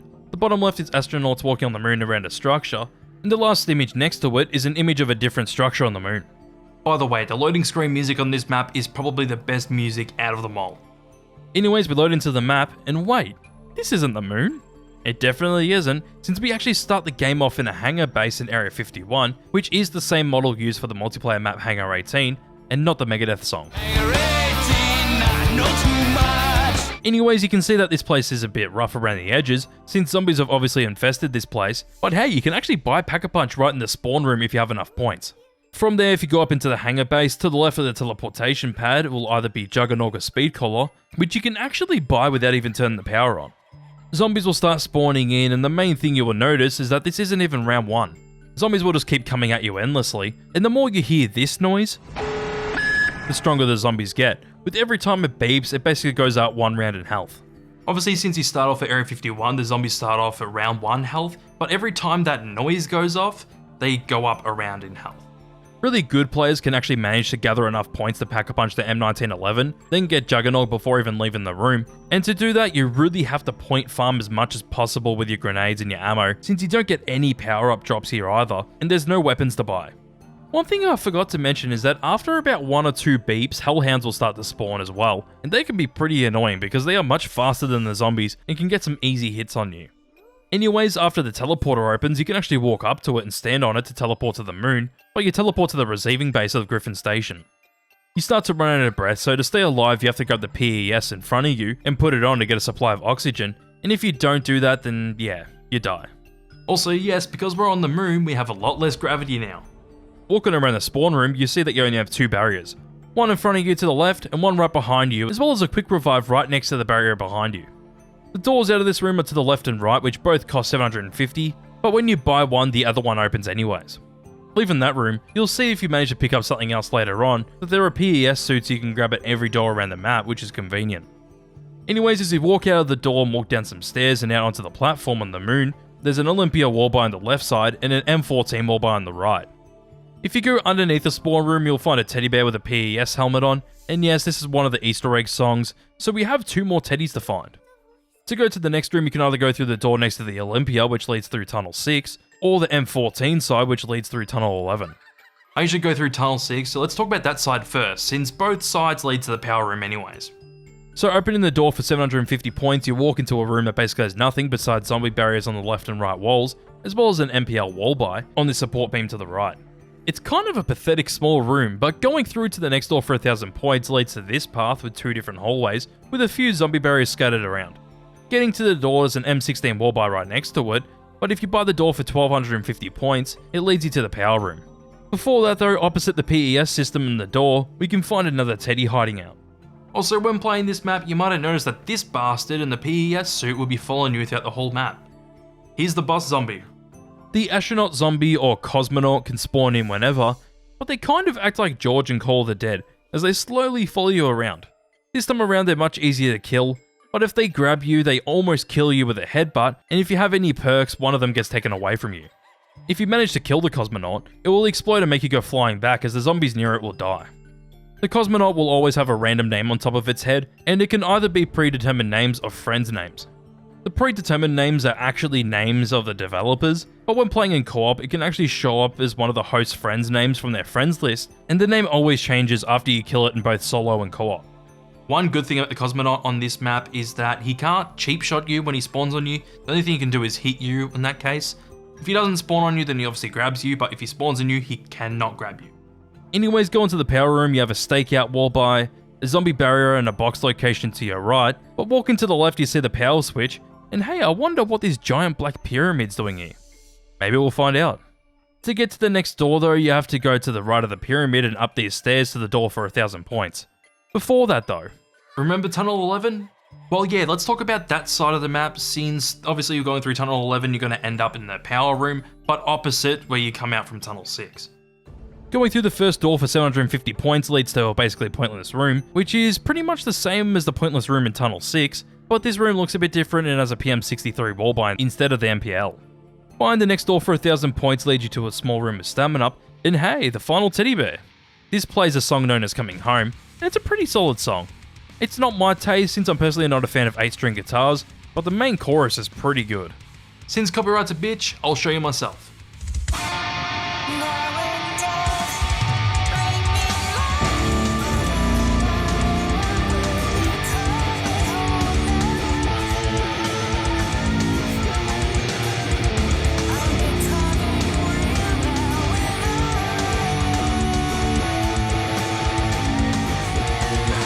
From that room you can buy the next door for 750 points, which this room is basically nothing besides from 2 zombie barriers and more Easter egg songs? Surprisingly yes, if you interact with this machine next to the door, an 8-bit version of Coming Home will play, and there are 2 more that we will get to. But opening the final door for 1250 points will lead us back to the power room. Before getting through the rest of the map, you might notice the excavators moving around and even blocking off both Tunnel 6 and 11. When they come down and do that, the gravity gets turned off, and you can't even walk through there. Otherwise you will just die from the excavator. There is an Easter egg song that can be activated from the excavators though, but it's only in co-op. If you have excavators going at both Tunnel 6 and 11 and have a teammate go down and bleed out from them, when they respawn in the next round, one of the best Avenged Sevenfold songs will play. And that song is... This song's fantastic, and even though I wish Avenged Sevenfold made a unique song for this map like they did with Call of the Dead, it's still fucking awesome.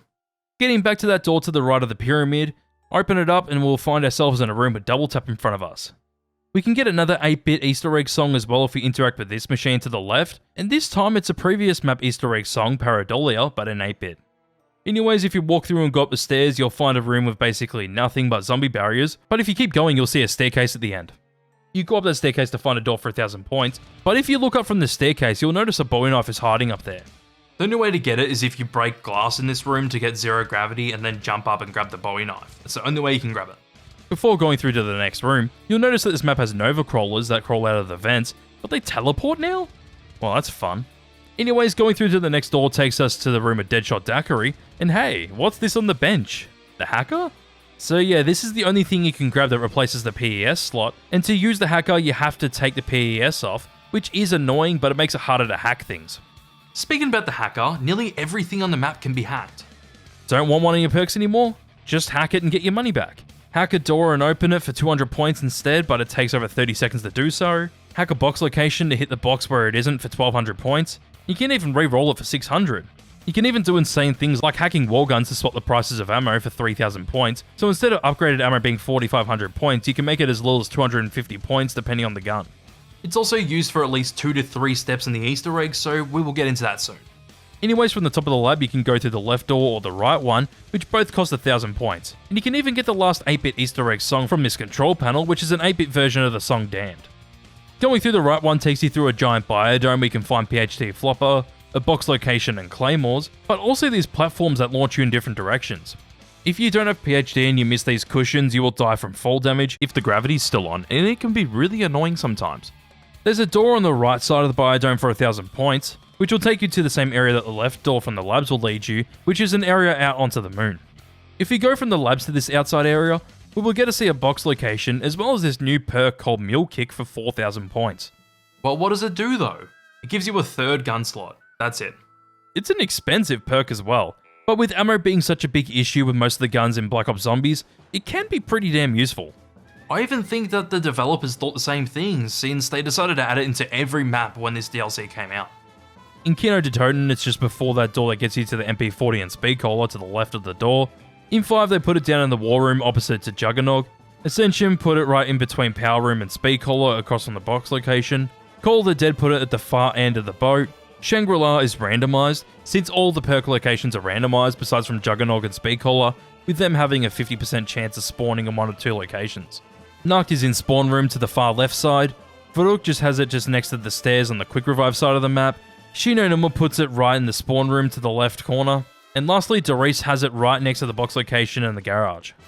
If you had a sharp eye, you might have noticed this perk before when I did the Shangri-La Easter egg, and even got all perks after killing George. And if you noticed that, good job. Good job. Getting back into the map Moon, the last thing on here that we haven't talked about is this teleporter location to the right of Mule Kick, and the box location which will take you back to Groom Lake. Also, the other door from the biodome is to the right of the teleporter as well. One thing you might notice is that the teleporter sits right above the pyramid in the power room, and yes it does. Since if you don't want to hit the teleporter, you can actually go through this gap to land right next to the pyramid and end up back in the power room, which is quite cool. Before we go back to Groom Lake, there are 2 new exclusive things to this map. The first thing is a new type of grenade called the Quantum Entanglement Device, or QED for short, and the other thing is the Wave Gun. The QEDs are grenades that have many different effects, and there are a lot of them, so I want to mention the coolest ones besides from what it usually does. Usually the QED explodes the same way as the Cosmonaut does, but if you get one of the cool effects, you can get a gun come out of it and shoot around in a circle, such as a ray gun, China Beach, and a few other weapons. You can even get a free weapon, you can open a door for free, revive a player, spawn a power-up which includes a chance to get a free perk power-up, and the coolest one is Pack-a-Punching your weapon for free, but it can also make one of your weapons unpack-a-punched. The Wave Gun, which is Pyrocynical's favourite weapon. I know, I got my shit, okay. Yep. And then... Oh fuck, okay! Basically inflates the zombie you shoot to the point where they blow up and pop like a balloon. But wait, there's more! This isn't it for the Wave Gun. You can actually split the weapon into two, where you have zap guns, which are mini Wonder Waffs that only kill one zombie with an electrical effect, like the Wonder Waff, but are still infinite damage. You might have noticed that they used it in the Zombie Labs trailer video for this DLC pack as the most efficient way to kill a zombie, and it's just really cool. But I gotta say that this Wonder Weapon is slept on so hard because it's infinite damage, can kill a whole horde in one shot, and has a second weapon that does infinite damage as well. Anyways, going back to Groom Lake, you'll just teleport back there, and the perk that first spawned in will be swapped with the other one, since it can only be either Juggernog or Speedcaller at one time. Whilst I'm back on Groom Lake, you can actually hack the Pack-a-Punch machine, and if you do that, fences will close so zombies can't get to you whilst you Pack-a-Punch, and the gates eventually open back up after 30 seconds. Going back to the moon, you'll realise that you have to wait to teleport again, which usually takes about 5 minutes to teleport again, since you have to wait for these 4 lights to go green before you can access the teleporter. How about we get into the real meat of this map, and that is the main Easter egg, which is known as Richtofen's Grand Scheme. First off, before even doing anything, you want to make sure that you have someone playing as Richtofen, otherwise you can't do it since you need the golden rod, and Richtofen has it equipped if you've done the Call of the Dead Easter egg. Also, the Easter egg literally has his name in it since it's his big plan after all. From there, after turning the power on, you have to play a game of Simon Says with these computers outside the receiving bay, and when you've done that, the screens will all flash green. Then we have to go back to the labs and hack this panel on the far right for 500 points. When that's done, you have to find 4 machines with the green light on top of them around the labs and hack them before a minute runs out. If you don't do that, you just have to redo this step again. When you do all 4, you have to go up to these 4 switches and press them all as quickly as possible. The Easter egg so far with the first 2 steps is pretty simple and self-explanatory, but this third step is probably the most annoying because you have to wait for Tunnel 6 to get excavated, and it's literally just a waiting game because you have to have RNG to get the right excavator. This feels as tedious as the Napalm Zombie step in Shangri-La because I had to wait up to round 15 to get this excavator going. Basically, when you get lucky and the excavator digs at Tunnel 6, you have to hack this control panel next to the spawn room door which will turn off the excavator. When that's done, walk into Tunnel 6 and you'll see this ball right in front of the M16 wall by. Now all you have to do is shoot it and follow it back to the receiving bay. The ball will end up on this satellite where you actually need the wave gun to shoot it down, and it'll end up at the Tunnel 11 door where you have to shoot it and follow it again. Eventually the ball will end up on this platform in front of the pyramid, which to make it easier I will call it the MPD since it's known as the MPD. Anyways, a cylinder will come out from the right side as you have to kill 25 zombies near it to fill up the cylinder, then flip the power switch next to it, and that's that step done. When it's done, the MPD actually opens up, and hey, that's Samantha! And when you finish that, you get a 90-second death machine. This part can be done solo, but the rest of this Easter egg can either be done co-op or with the mod that I've been using. Or you can do all of it in Black Ops 3 anyways, so. After that's all done, you have to go back to Groom Lake and grenade these tiles on the shelf to your right as you teleport in. When you do that, you have to use the Gersh device to suck them up, where the tiles will end up on the teleporter. Oh yeah, I forgot to mention that the Gersh devices are on Moon, and I'm so glad that they showed up on another map because Gersh devices are so good. Even though it doesn't make much sense in the lore, but you know what, I'm fine with that. Anyways, teleport back to the moon with the tiles, and they'll show up near Quick Revive, and all you have to do is use a QED on them, where they will end up next to this computer. With that step done, you have to assemble the computer by finding a wire in the labs to connect this thing to the computer, and put the golden rod in between the tiles, where whoever's playing as Richtofen has to interact with the computer for a while. During this step, we actually get to understand what this whole Easter egg's about, with Richtofen trying to override the security measures on Griffin Station, as Maxis tries to stop him from doing so. After all this is done, the computer will light up green where you take the golden rod, since it's beaming with a white light now, where you put it on the platform underneath the bowl at the pyramid. Before you get the chance to place the golden rod, you have to fill up 4 cylinders each with 25 zombies, with one being on each corner of the pyramid. As you're doing this, Samantha will interact with you, basically saying that you'll fail and that she'll kill you. And so on and so forth. But when you finally finish the step and put the golden rod in, you're given every perk on the map, and we get to find out that part of Richtofen's grand scheme was to take over Samantha's body in the MPD to have complete control over the zombies, as Richtofen's soul swaps with Samantha's. One really cool thing is that when you finish this Easter egg step, you'll realise that the zombies' eye colours change to blue since Richtofen's taken over the MPD. As the Easter egg goes, there are a few more steps left, since you get to help Maxis minimise the damage that Richtofen's caused when tricking the others throughout these main Easter eggs. Basically, you have to go back to the 4 computers and do all that all over again until they flash green and turn off, where you have to go back to the pyramid again. At the pyramid, you use QEDs in front of the platform to get the ball out of it, and the ball will end up next to the computers.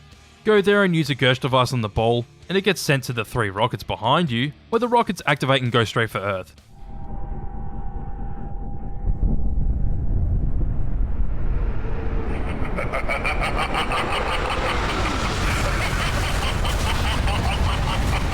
I love this Easter egg as the finale to the Black Ops Zombies story. Even though this technically isn't the ending because the story continues on in future installments, this map's Easter egg ending with the Earth getting blown up by rockets is awesome. This ending just feels so huge in scale because we haven't seen anything like this before in any of the Zombies maps, and it also helps that this is the main thing we were working towards throughout all these maps in Black Ops Zombies. It feels satisfying in a way to have all of our work throughout the maps with doing the Easter eggs add up to something massive, and even though I don't like the direction for the main story in the next game, it just had us all wondering where they go from here. We get to find out where this all goes in Black Ops 2. Also, as the lore reason goes for why you blow up the Earth, it apparently fractures reality to the point where a rift gets open to Agartha, so Maxis can potentially free Samantha. As Moon goes, there are still 5 radios and even some audio reels located around the map. As the radios go, one is next to a boulder on the cliff outside spawn, another is on this crane right near Mule Kick, one out the window to the right as you walk into the labs from the power room, another one on this pipe when you open the door to Tunnel 6, and the final one's in the biodome on one of the support beams. The radios follow Richtofen and Dr. Schuster testing out the teleporters, as Maxis ends up shutting down their project because they need to focus their efforts on the war instead of things like teleporters, as the two of them keep working on it behind his back. Eventually, Richtofen goes through the teleporter where he discovers the pyramid, and even gets transported to the jungle, and eventually makes his way back to Dr. Schuster, but seems different to how he was before teleporting, and eventually puts Dr. Groff in charge at Griffin Station, with plans to help the world to get away from Dr. Maxis. In the 6 audio reels, which can be located in one of 11 different locations around the map, we get to hear conversations between Dr. Schuster and Dr. Groff about their experiments with the MPD on Griffin Station, as Richtofen talks to them to check on their progress. They end up filling the tanks around the MPD to have it ready, where Samantha teleports to Griffin Station screaming, as she accidentally ended up in the MPD since Richtofen thought that he had dealt with Maxis and Samantha. In the last audio reel, Dr. Groff and Schuster manage to bring Maxis to Griffin Station, as they end up convincing Samantha to open the MPD, and when she does, Maxis says this. Kill them.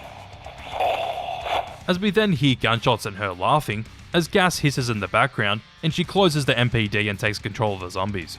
Honestly, just love all the lore related stuff in this map because a lot gets explained throughout this map, from the Easter egg to the radios and a few other things throughout the map.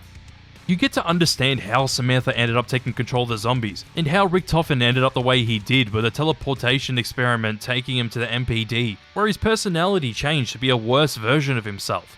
From there, he ends up trying to kill Maxis and Samantha, and when things go wrong, he decides to go on a whole mission to take over Samantha's body to have full control of the zombies.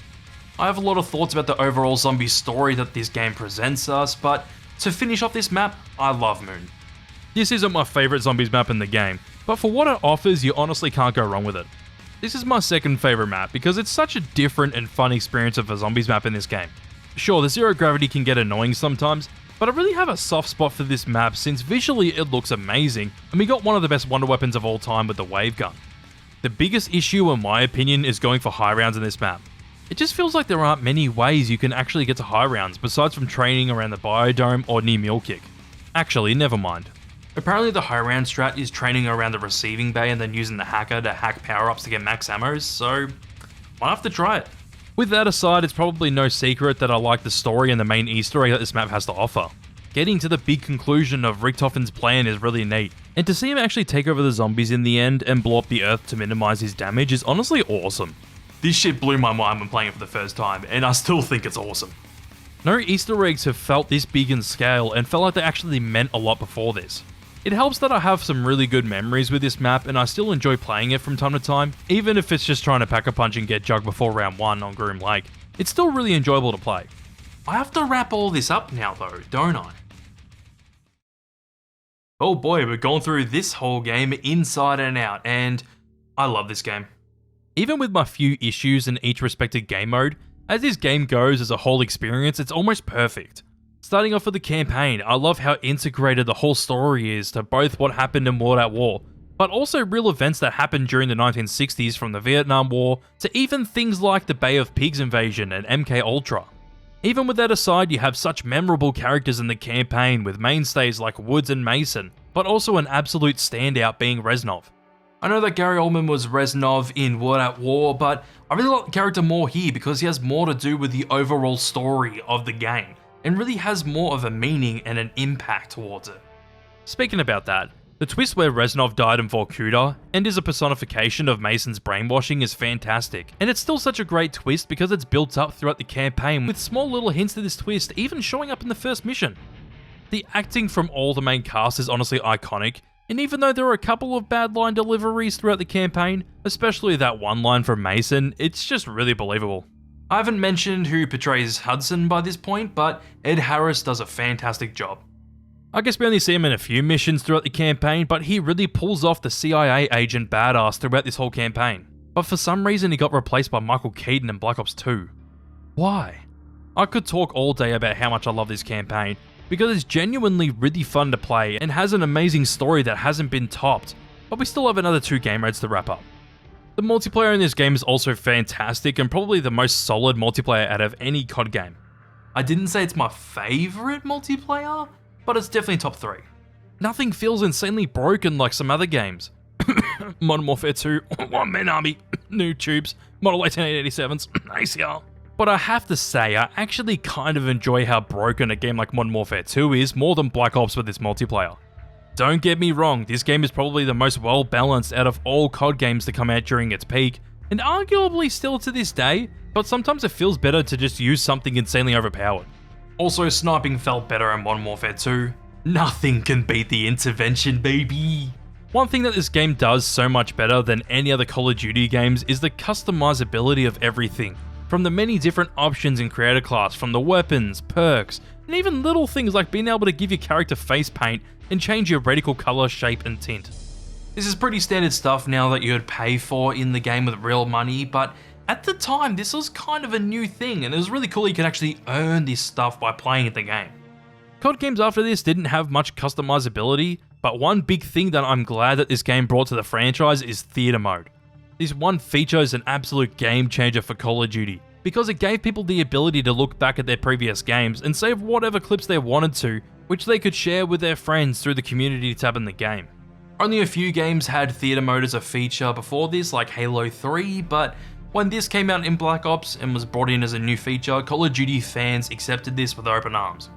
The amount of time I would waste in theater mode alone was nearly as much as I spent actually playing multiplayer. And that says a lot because it was just fun to explore all the maps and look back at your matches. Speaking about the maps, people really sleep on the multiplayer maps that this game has to offer. Black Ops had the balls not to only make maps based off the campaign missions, but sometimes experimenting here and creating something completely unique for the multiplayer with maps like Firing Range, Nuketown, Zoo, Hangar 18, and even maps like Hotel and Stadium. I have a lot of great memories of playing Black Ops multiplayer, but that doesn't even compete with my memories of playing Black Ops Zombies. I know way too much about the Zombies mode, and I will stand by this, but Black Ops is the best that the Zombies mode has ever been. I know a lot of people would jump in to say that Black Ops 3 is the best Zombies, but take a step back a little bit. If that game didn't have customs, it wouldn't be as highly praised. It's still great, but to me, I gotta say, Black Ops is the better overall Zombies experience. Black Ops Zombies legitimately doesn't have a bad map at all. Black Ops 3 does with Zetsubou no Shima. Yeah, fight me on that one. But I genuinely like or love all of the Black Ops Zombies maps. Also, the Easter egg songs in Black Ops are much better besides that one song. Kino's a simple but fun map. 5's a hard map but really fun with friends and has a cool setting and gimmick. Dead Ops Arcade is just a fun little side thing. Ascension, which is probably my least favourite Black Ops Zombies map, has great theming and gives us awesome things like PhD, Stamina Up, and the Sickle, whilst being based on a campaign mission. Call of the Dead's just straight up fucking peak, besides from Deadshot Daiquiri. Shangri-La slept on and is the best looking map visually, which also gives us a great wonder weapon. And finally, Moon is just really damn fun and really out there for a Zombies map, whilst also giving us remasters of the World at War maps. Speaking about the maps, I love how the COD Zombies story goes throughout all those maps, besides Dead Ops Arcade. We get to see throughout all of the maps how the story develops, from the Ultimus crew starting off at Kino, then moving their way to Ascension, then through the other maps to get to Moon, where Richtofen's grand scheme finally commences and gets completed with a massive payoff. This shit where the Earth blew up at the end of the Moon Easter egg blew my fucking mind when I first did that. The ending was such a big ball move, basically saying, yeah, we're gonna make you wonder where this is all going from here, deal with it. This is just so great because this whole ending feels like the bad guy won in the end and got what they wanted, which is genuinely fantastic. Quickly mentioning the radios, I love how all the radios around the maps give you information behind what's going on at each map's locations and why the crew are here. It's genuinely fantastic and really adds even more lore to this game. It really makes the story feel so big because of how much information there is about it in every single map. I also think it was a great choice to remaster the World at War maps for the people that may not have played those maps in that game, so they can understand how they got to where this game started. They also managed to weave quite a few things from the campaign into the Zombies mode to ground its story, with the Nova gas being brought back for the Nova Crawlers, things like MK Ultra being a thing with the Nazi German scientists doing tests on people in Kino, as well as showing secret US labs in the Pentagon with the Map 5, and even hinting at Russian sleep experiments. But they also mention quite a few other things which gives the zombie story some realism. Even though things kinda go off the wall at the end with them arriving at a literal station on the moon, it feels like it progresses naturally throughout the maps. I miss how zombies actually kind of felt scary and disturbing because they would use real life events to make things feel more grounded and real. And that's what made zombies special. Don't get me wrong, I still love some of the things that happen in future installments of this game mode, but they really dropped the ball sometimes, especially when Black Ops 2 came out. That was really a wet fart to Zombies fans. To wrap this video off, I love Call of Duty Black Ops. It is probably one of my favourite games of all time, if not my favourite shooter of all time. Hell, it probably is my favourite game of all time. Well, I think there's only one proper way to end this video.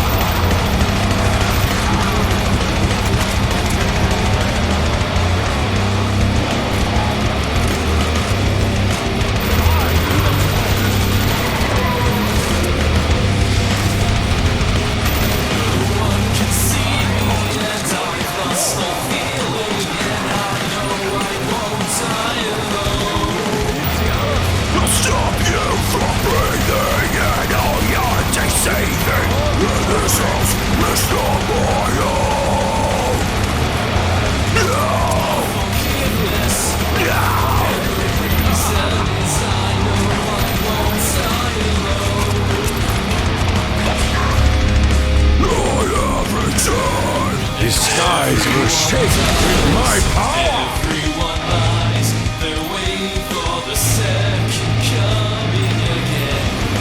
Everyone tries to hold on to their lives when no one's alive. Bring me 115!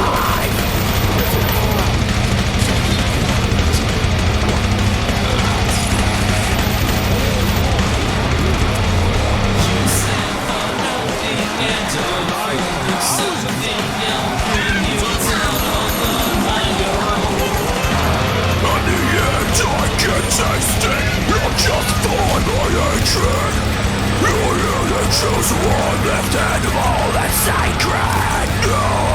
Forgiveness. No! Pestilence, I'll bring you down on my own. I have returned. And everything dies. Look to the skies to see the end of all creation again. See with your eyes my army of flies when no one's alive. Bring me 115!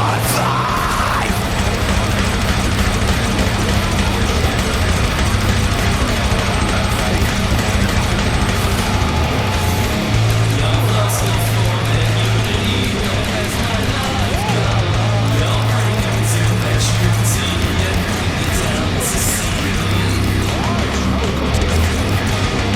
And everyone dies, and everyone lies. They're waiting for the second call.